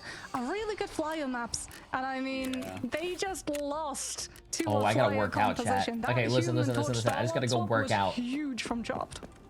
Yeah, maybe they don't opt in for that, knowing just what's waiting on the other side. Like, Tuzi's really scary on these Crazy Kitty. Also, amazing to pivot over on to the Human Torch. Having 2 good Human Torch players on a team does mean that, like, it's very hard to preempt you when it comes to your map picks here. And for Citadel, it's going to be all about just, like, gathering their own, like, chakras a little bit as well. You know that Salah's going to be making them do the simultaneous clap to try and get on the same page. But, like... when you have you guys actually ever done that? Done a clap so everyone can get on the same page? Yo, chat, you guys ready? Clap in 3 seconds. One, you know, they 2, were 3. saying some Wakanda forever. Are we all on the same page? Are we all on the same page? On the floor. We're good? It happens. Sometimes you just motivate the enemy to come back at you all the more difficult, and that could also. Are we all good? No, you guys didn't clap. Back of mental attacks can really start to afflict you. Wait, where are we going? Yes, the banger is playing. Okay, so it is a dodge of convergence. And yeah, we talked about it. We were worried, like, too, the last time these two teams met up, like... I just clapped without my hands. Wait, what do you mean? Their attack around the first time around. And Chat, then behave, failed bro. to pick up the It's point Sunday, bro. necessary It's Lord's the Day. second time around. So I feel like that's another reason why you would try and dodge that one, because you don't want to sorry, repeat the same mistake twice. As we're going to be seeing, Mantis getting into the band out as both of these teams not repeating the same mistake of letting that one through the draft. All right, might see Jeff ban here, potentially Adam. Maybe we look towards a Vanguard ban. I would be interested to see if once again CITADEL pivot into what they did on Yggdrasil Path and getting rid of a group late in the ban phase. Yeah, I feel like Ultron's definitely going to be targeted as well, because it does strengthen things like that torch onto both the attack when he gets to wrap around and put pressure onto your backline, as there are so many angles that open up for the attackers if they're just allowed like 2 meters out of their spawn room, while also really strengthening a defensive hold off of how quickly and frequent you're going to be able to build those Rage of Ultrons. Chop prioritizing the save onto the Invis isn't really a surprise, because it's really good pressure onto things like Dive, which we've already seen CITADEL Gaming go for, having to go for soft dives with both the Venom and the Hulk, so they don't have to worry about. I just noticed that you can time out a chatter with bits. That seems toxic. I love it. Oh yeah, that's a thing that we have in this chat. So if you have a friend in chat and you want to time them out, you can just use bits. Or if you want to make an enemy, you can just use bits and time them out as well. Something like a Phoenix or a Human Torch. A Lost Snipes, appreciate the 27 months, my friend. The Spectre of a Phoenix Human Torch fiery duo will always burn a Spectre in the mind of a banner. Let's have a look as to where you cannot ban me from my own chat. Likely going to be going up against an Ultron, and we know that that is a great enabler for something like a Human Torch, and the Invisible Woman is also up, so maybe you have to ban the Torch here. Maybe the hand has been forced. Emma. Allow it. Okay, so CITADEL are going to be able to really strengthen up a dive composition. Yes, they have to worry about the Invis. They also have to worry about the Ultron, because you really can't dive him as a hero either, given the fact that he's literally above you. So you can't take ground damage all that frequently from something like a Venom teamed up with a Captain America, as they're actually going to be able to play their own Ultron too. So no one-sided Ultron. What I am worried about is the fact that Chopped, by banning out the Jeff, have cut the impact of Storm. Oh, this is a good map. I really like this map. Jeff NATO composition, Let's see we it. see Storm a lot of the time in spawn breakholds. In fact, CITADEL Gaming have used the Storm Punisher multiple times on Convoy to be able to play off of the attack and instantly break a defense, and then play off of the composition to get half of momentum forward onto second. That gets removed, so your invisible boundary for MASH is going to be finding far more value now. I was interested to see what the last one was going to be with a Human Torch. I thought maybe they were going to go for the Invisible Woman. Knowing that that's still available means that there's still an option to do something like pocket a Star-Lord with that Guardian shield. That often means that you can take those mid-air engagements. Okay, chat, match 5. Whoever wins this takes it all. Not for win. Appreciate the massive prime sub as well, my friend. Welcome. Could be sent that way, especially when we know that there is going to be a Human Torch who's getting the true VIP treatment from both a Ultron. Where is this on the map, bro? I have not been able to find that. That looks really fucking cool. It's essentially what Chopped are going to be able to have, and I mean, it makes sense. That was sort of all businesses' MO as well. When they had Tuzi back then, literally he would be gaining every single resource. When are you going to learn that you cannot post links, bro? And Crazy Kitty on these high impact duelists in a meta where we see so often the ban drafts being forced onto strategists, frees them up to pick whatever they so choose to be pocketed, as it's actually going to be Crazy Kitty on the Doctor Strange, and Tuzi already got a kill. Wow. Showing that Storm very much got power grabbed by Human Torch in just the basis of survival with being able to obscure the hitbox. That is a very static Storm into a beam that is very good at tracking. A mega level mutant meets Sigma level aimer over here from Tuzi. just burning through the regeneration domains. Once again, Tanuki is going to be the primary target of Tuzi, who's just bullying from afar. Utilizes all of their utility to get away from the incoming damage. And Chop, they are just playing a little bit of a relay race on the point. Are they doing map bans? No, there's no map bans here. Colossus from moving too far. Great group walls as well coming through from Poly to really limit what March is able to do. Jay, who do you pick for the win? That was going to be able to find the first pick on to end. I don't know. I think both of these teams are really good, man. To move on forward off of the back of that one, forcing out the regen domain. Melio going to be trying to find a pick onto Beetle. They will be able to get it. However, I think both of these teams are really good. Has not yet been targeted, which means the Captain America is right back into the mix. To be honest with you, monster right now.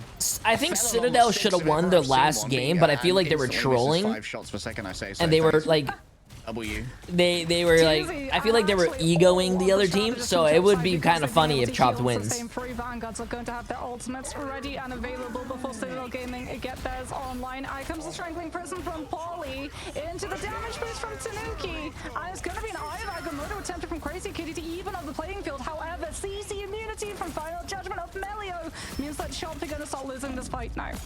Aggressive play from downtown. DRP was just a few points short of having the Meteor M ready, and so when it comes up, decides, you know what, I won't invest it here. Maybe use it to try and shut down the Storm instead.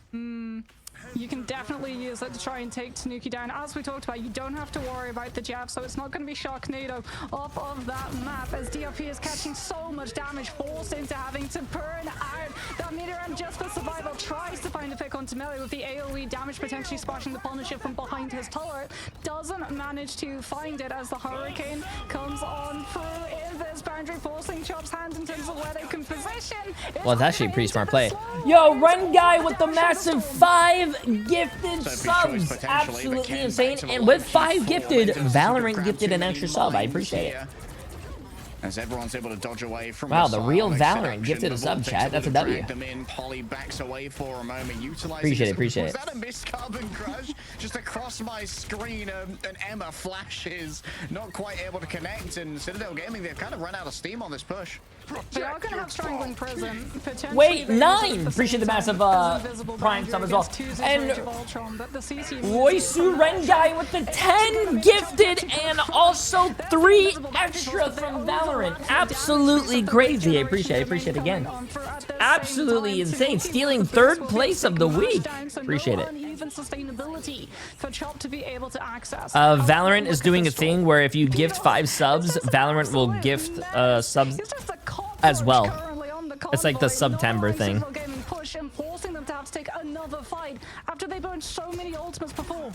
And Beetle's still up in the back as well. Thornlash Walls dragged on up here, trying to isolate Crazy Kitty. The Ironwood is good to go as well, as DRP takes to the skies, taking down Tanuki, and an air-to-air interception technology reigning over them.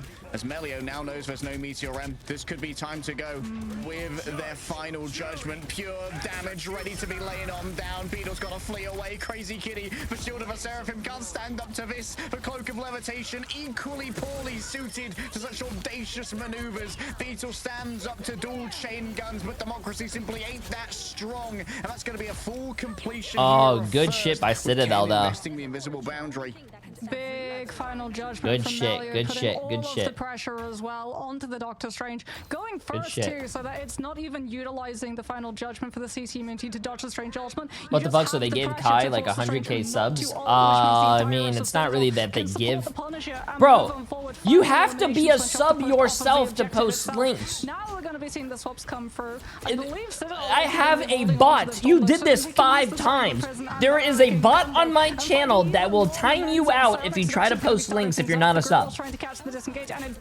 I'm going to untime you out one more time. If you post another link, I'm sorry, but you're going to have to learn your lesson, bro.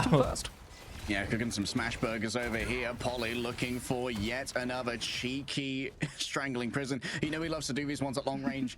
Catching those strategists unaware, and Vertigo. I understand it's my own link, but the bot doesn't know that it's my own link. Still, there's so much free pacing given over to the Flora Colossus. DRP ready to try and move on through. Reinforced by the Rage of Ultron. Mid-air strikes here onto Tanuki, who's emboldened by the mid-air attempt there from DRP. Not quite what LeBron everyone was looking for. Big slashes from the Thorn Lash walls. Tuzi's taking out one in their own right, has the evasion to try and turn this one around as the Omega Hurricane makes landfall and carves through the vanguards. But we're brought up here by Chopped. Yeah, there's still an ultimate here from Tuzi, but you're really keen to try. Wait, that's actually crazy though. Wait, that's actually crazy. You're telling me that Valorant gifted over 100,000 subs to that streamer? Got his name. But like, it's someone else has to gift 5 subs or more for the Valorant to gift, and you're telling me they actually gifted so much that Valorant themselves gifted over 100,000? That's crazy. Push himself up onto that ledge, and precious CITADEL's walk up. They're gonna be starting the fight with all of their resources. Beetle once again doesn't have something to try and deal with the Punisher ultimate. The Meteor M. Ren guy again with 5 gifted. Well, so Valorant had to gift a sub. Absolutely insane. I appreciate it. Appreciate it. Assault rifle proving too much for all the powers of Clintar combined. Flames, cyclones litter the ground. Yes, but Citadel Gaming are ready to just roll back in thereafter. An isolation onto a Vanguard disengagement, not really on the cards. One player dragged on in, and this is forced out with defensive. Wait, ultimate. what? It's and that's fake. I've seen the thing where it's like Kai paid people to sub in different countries, so it's super cheap and they have to match him. They've got to lay a Rage of Ultron over the back of it. With one ultimate, Citadel Gaming have forced 2 and can go pretty sure that's a... I don't know if that's real or not, because I feel like, oh my god, wait, that was an ult on the side of the wall. I'm pretty sure you can't do that as well. I'm pretty sure that's pretty sure that's illegal, maybe. I don't know. Taken down for the audacity of having to make that maneuver. A shotgun onto Tuzi, not the ideal to try and take out a flyer, but when you're looking to get as mobile and have as much motion as Melio does, it's always an option. If I donate enough subs, Valorant will gift me 1 trust. Bro, I don't think that's how it works, but I appreciate the massive 5 gifted, so you can tie 2nd place of the week. Appreciate it.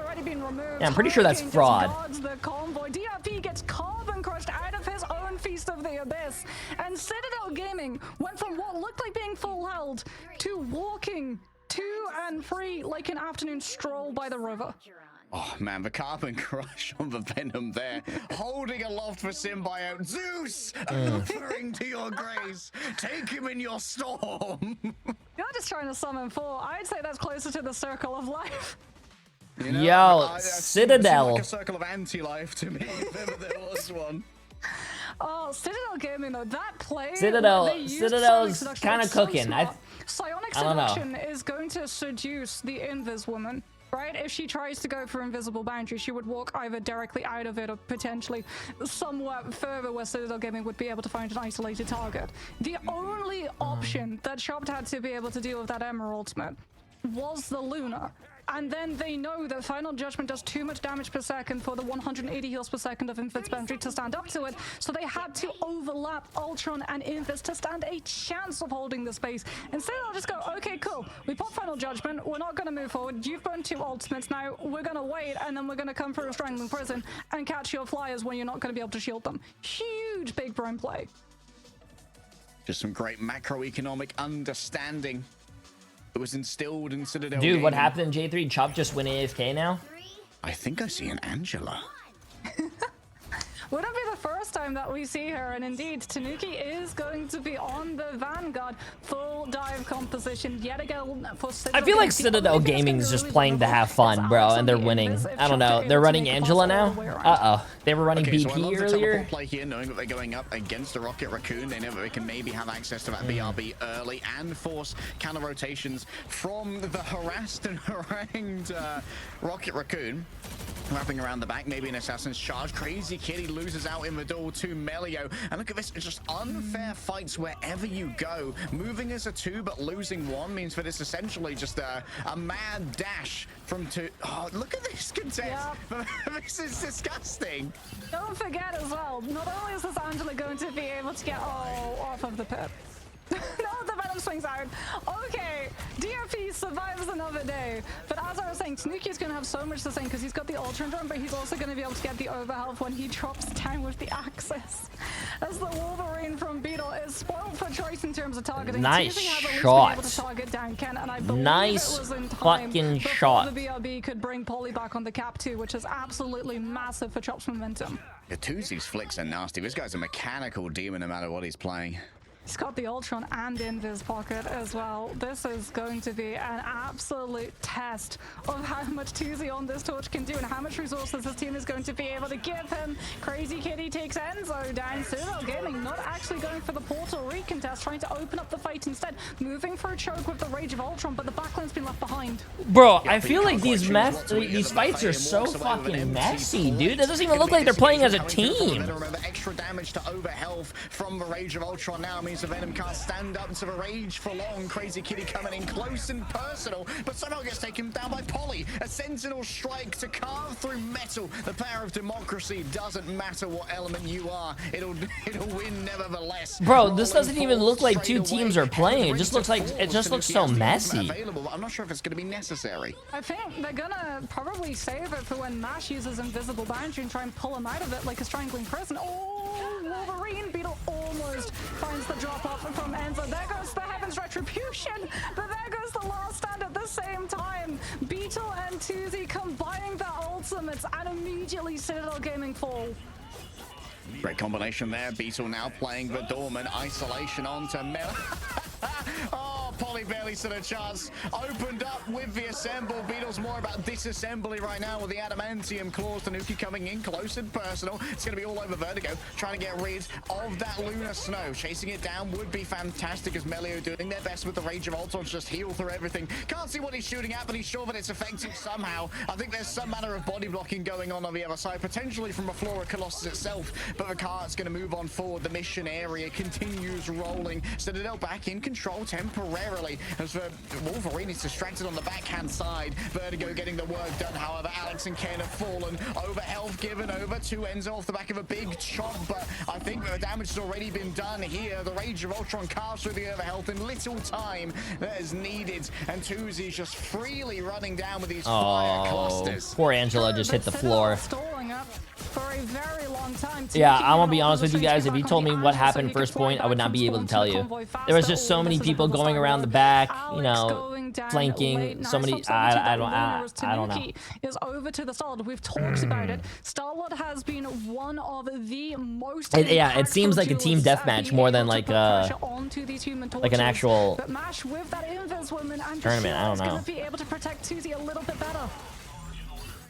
Beetle wrapping around the outside, last stand ready to go. Big pull coming through from the Invisible Woman, and now Beetle still has their passive, so they're emboldened to move on forward. Tuesday starting to lay down the damage. Another big pull. The Invisible Women are absolutely on it in this blast off, and Tanuki taken down now. It's still extra space for the payload. It was temporarily stalled out by the Venom. Ken's gonna have Invis Boundary, but you can't use it until Beetle's expended. That last stand, wait a minute. No, yeah, they're pocketing the shit out of Tuesday, definitely. It's incredibly deep. Like Tuesday's getting the snowflake, he's getting the what do you call it, Ultron drone. They want to keep him alive. I mean, I would want to keep him alive too. He's a carry. That focus fire, and Chopped again managed to find the eliminations to win the fight and keep the convoy moving. And going into this next fight, they've got 3 strategist ultimates to be able to out-sustain the Ensong Inferno. Melio's going to be taken to the skies. Question is, will they find the value that they're looking for? Beetle isolated here, frozen up as well, but Crazy Kitty still emboldened. Flies above it all, laying down the Rage of Ultron. Won't be converting it into casualties due to the amount of healing that was brought out by the Invisible Boundary, but Polly is chasing after this. A great dodge onto both the Thief of the Abyss and the Ensong Inferno. What survivability shown here by Vertigo, and this will surely be a completion in favor of Shop of Tanuki being taken down. Yeah, there are plenty of tendrils being extended from Polly, but I don't think they've got the healing or the sustainability to try and make it through this one. DRP blocking out whatever they can as Polly stands alone. Everyone else just forced to feed. Wait, Chopped is going to bring this down to one final push. Last stand chat. You guys think Chop can fully cap this with 2 minutes? So you can put more pressure onto this. Is there a place where I can find absolute fire? DRP friends? Going to have that Feast of the Is there a place where I can find to make friends to play this game? Yes, twitch.tv/Jay3. You can make friends in my chat. It's pretty easy. Look, watch. Chat, does anyone want to be my friend? Stopping CITADEL Gaming from taking a position on the high ground and pressuring that torch, and Supernova's going to split the entirety of the team. The backline on the Vanguards carved apart entirely. Cool. Never mind. I'm just gonna go fuck myself. Against the wall, the Poly just cut down instead. Pyro Prism drawn on up here by Tuzi. Enzo unable to really convert into any mind control off the back of the Sonic Seduction. Tanuki looking for something, grabbing, and that's going to be Beetle taken within his claws, but you still got to worry about the Flora Colossus moving this entire time, which is why Tanuki's making an effort to try and roll onto that instead and stop it in its tracks in the underpass. Ken has invisible boundary. Can I point out that something that Torch wasn't banned and he wasn't saved, so how's he being played? Against mashes, but it is a matter of moments you don't. Able to hit that finishing line, like you said, you can only save 2 characters, man. You can't save the whole roster. It doesn't make any sense. Going to the underpass means that Tuzi's movement has been limited. That was a good ult. Perfectly to catch on to both Ken and you save characters to prevent them from getting banned from the other team. You don't save characters to play those characters. I mean, you technically do save those characters to play those characters, but like... Yeah, and to mirror mashes, but Chopped, they have to use this Lunar Ultimate and Rage of Ultron potentially to try and survive, because they've got the Wombo combo. They're going to have so let's just say for an example, Chopped banned Human Torch, but they saved Human Torch. That means they can play Human Torch. They saved it. The other team can't ban it.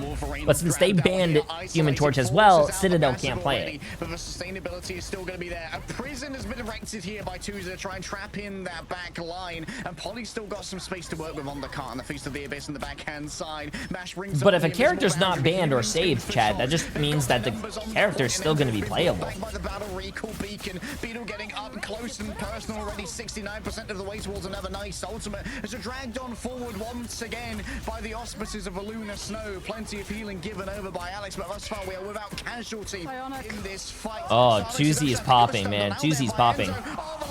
Oh, that was such a lucky ult, bro. From the stars above comes a very angry Canadian, and his rage sustains him. It drags him forwards, and it drags us to extra rounds, surely. A Citadel are thin. Bro, this series is not gonna end, dude. We go to overtime, chat. Chop is gonna have a minute. Citadel's gonna have a minute, like 37. This series could have gone. Was that Beetle the only way? I'm scratching my head trying to figure this out because we didn't get the Emma's POV. It must have been a Wolverine Feral Leap. Could have been a freeze. Maybe a freeze from Vertigo as well. It was either a grab from the Wolf or a freeze from the Luna coming on through, because if that Sonic Seduction had come on out, Citadel Gaming win that. No other way to put it. Would have suppressed all the ultimates as well. Meant the Beetle wouldn't have had options to try and cover that. Yeah, those are the bans. So just an example. Look, they saved Inviswoman so they can play Inviswoman. Doesn't mean they have to play it, but look, they banned Jeff. So the other team can't play Jeff. Man. If the other team didn't ban Jeff, they could still play Jeff for their team. Again, being able to survive the damage boosted Feast of the Abyss and Ensong Inferno at once by just do-si-doing around that pole on second. Unreal value. These bans don't work like comp bans. These are tournament bans. By the way, Elite Snake, I appreciate the massive 3 months, my friend. Oh boy, we are going down to the wire. We said it was potentially going to be a 5-mapper. It's not just a 5-mapper. It's 3 rounds of domination, multiple times, and overtime rounds in Convoy. Who will be able to take the win? Citadel Gaming did manage to stall Chopped for an awfully long time, but so too did they get stalled out as well. As now it becomes an absolute race. You've only got a minute, so you have to start in a composition which you're going to be able to follow on through. And Chopped think that they're going to be able to find it with, once again, the Wolverine and the Torch trying to take so much pressure onto that backline, so at least they can start moving this convoy forward. Never let your ranked teammates tell you that Ultron Invis isn't enough healing. Tanuki spreads out the damage with the Blaster Barrage, but up here in the sky, it's just a raw damage duel between the Flyers. No, I don't think saves should ever be in ranked. I'm sorry. HP, Tuzi up close and personal. What the hell was that? I think he was just resetting with his team. Saves should never be in ranked because you're going to get those Spider-Man players who go, hey team, bro, save my Spider-Man. If we save my Spider-Man, I'm the best Spider-Man in the game. Just trust me. And then they're going to go 2-16 and you're going to be like, why the fuck did I save this guy's Spider-Man? Have you guys ever had that person on your team? Have you guys ever had that person that was like, hey guys, don't ban Spider-Man because I am the best Spider-Man. Trust me. So you don't ban Spider-Man when the other team has like a really good Spider-Man? And then your Spider-Man goes 2-15, and you're just like, why the fuck did we not ban this character? In overtime, though, they always need someone. Tanuki falls down limply to the floor. Beetle grabs now. Enzo gets kicked away in a spin. Plus, you'll have everyone on your team trying to save their one character they want to play. I don't think that could work in comp. This is a team-based game in this tournament, and they scrim and play with each other. It's a lot different. Taken to the skies. Tuzi rains down the fire. Wow, what a nice grab. By Tanuki, but the healing's going to be there. The pocket's always there for Tuzi, the star of the show for Chopped. They're always ready to invest. Beetle can't quite connect onto this one. Never mind. Turns around, grabs Tanuki out of midair. Agamotto. That guy keeps ulting but never hitting anyone, and then he just like launches himself. Separated from their corporeal forms as Polly comes in as the hero that's needed. There's still an invisible boundary on the backhand side if Alex decides to use it. Slowed down now is Beetle as Tuzi tries to race back towards the point. Triage is required. Moving forth into the battle space, and the damage is there, but the contestation is not. Chopped are pulled from the point. That's a good push though. That's a good push for a minute. That was a really good push for a minute, chat. Getting that first point off of how one-sided the first couple of brawls were. CITADEL Gaming, they couldn't really afford to go for the convoy stall either if it was just one of their players trying to hold that ground, because Chop just had so much angle control up in the sky on the aerial with things like the Ultron and the Torch. When we got to see ultimates come into play, though, the Eye of Agamotto being able Rank to doesn't need 4 bans. What Marvel Rivals needs to do with their bans, chat, for ranked, is that they should not allow duplicate bans. So if one team bans Human Torch and the other team is like 90% Human Torch and 10% Iron Fist, well, the one team that was 100% Human Torch should be banned, and that 10% for the Iron Fist on the other team should be banned. There should not be double bans of Human Torch, Human Torch. Captain America, Magneto, Rocket Raccoon, so if one person falls prematurely, they get brought back. Holy shit, that guy died 18 times? That guy looks like me in ranked. And pressure the rocket and burn the BRB early? Well, when it comes to pulling teeth, you look for the tough. And CITADEL Gaming certainly are a what happens if it's 100% on both sides? Yeah, that's the only problem. I don't know. I feel like and that's why they might be rolling out of a different door to avoid the incoming assault of the Ultron. What I worry, though, is that Chopped had already fielded a Doctor Strange. If CITADEL Gaming target focus the Doctor Strange late so that he can't actually portal back, they're going to get a lot of distance off of this convoy for free. Well, Beetle's going to be trying to stop that one. Instantly grabbed. Wow, that guy actually lived. That's crazy. The Emma Frost. The Carbon Crush starts off the cart rolling here, and Beetle once again returns to the fray. Remember, going close to those Thornlash walls make things a little bit more complicated. DRP going up against okay, Chad, let's see this. This is the last minute of the tournament. Crazy Kid has already fallen on down. He's surely going to be coming back with a portal, but the cart's... No, BRB. He gets BRB brought back instead, which means he's just going to get picked again. He gets stunned out by the ammo with the Carbon Crush, and CITADEL Gaming will be able to continue pushing on forward for Chop. It just becomes a matter of trying to stall this objective long enough for them to come and prove a Rage of Ultron and potentially pull the fight back. Tuzi popping the Rage of Ultron. Polly's up top. This could be a big strangling prison coming through from the top rope, but I don't know if the remainder of the team are really in a position to try and capitalize on it, so it's held in reserve for now. Why is there no Hela? I don't think Hela's played a lot in pro tournaments. No, given a quick stun, Tuzi has to be reset. Crazy Kid again, they have to do the same to teleport back the remainder of the team. Look at the distance in comparison to what Chopped, because okay, chat, last fight. Last fight, CITADEL Gaming almost has 6 ults. Otherwise, the distance is going to be... If CITADEL loses... Wait, what the hell? They popped their... Oh my god, they popped their ult to try to cancel the thing. Oh my god. Onto Tuzi. Surely that can get something done. In towards the back, you saw the BCRM, but here comes the critical mass of ultimates. Melio's feeling invincible. He's feeling powerful, and he's feeling loaded for bear, but he needs more behind him. The damage not quite there. The Mega Hurricane. Bro, there's so many fucking ults. CITADEL actually wins. CITADEL wins, chat. DRP returns. Tuzi's here dancing in the air. Nah, that was too close of a game. Dancing is a funeral song for Chopped. That was too close of a game, bro. That was nah. Oh, what a series. That one is going down in the history You put Hello Kitty on books. him? Major plays coming on pro for Citadel, running out with a composition that they stuck with, allowing them to build up the ultimate charges through the back-to-back fights as opposed to having to swap. Oh if they my had Supernova, God. just Chat, a look what little Emily bit did to sooner Boba. to be able to put the pressure onto the objective after Citadel Gaming had been finished, pocketing the final judgment so coming on through from sorry. Melio. This could have gone a very different way, especially off of how aggressive Citadel tried. Hold on, hold on. Before they change this. 2Z went 53 and 10 with 24 final hits and 41,000 damage. Melio went 41 and 9 with 14 final hits and also 41,000 damage. Damn, 19 deaths. Polly 42 and 8 with 20 final hits. God damn, chat. DRP had to use both iron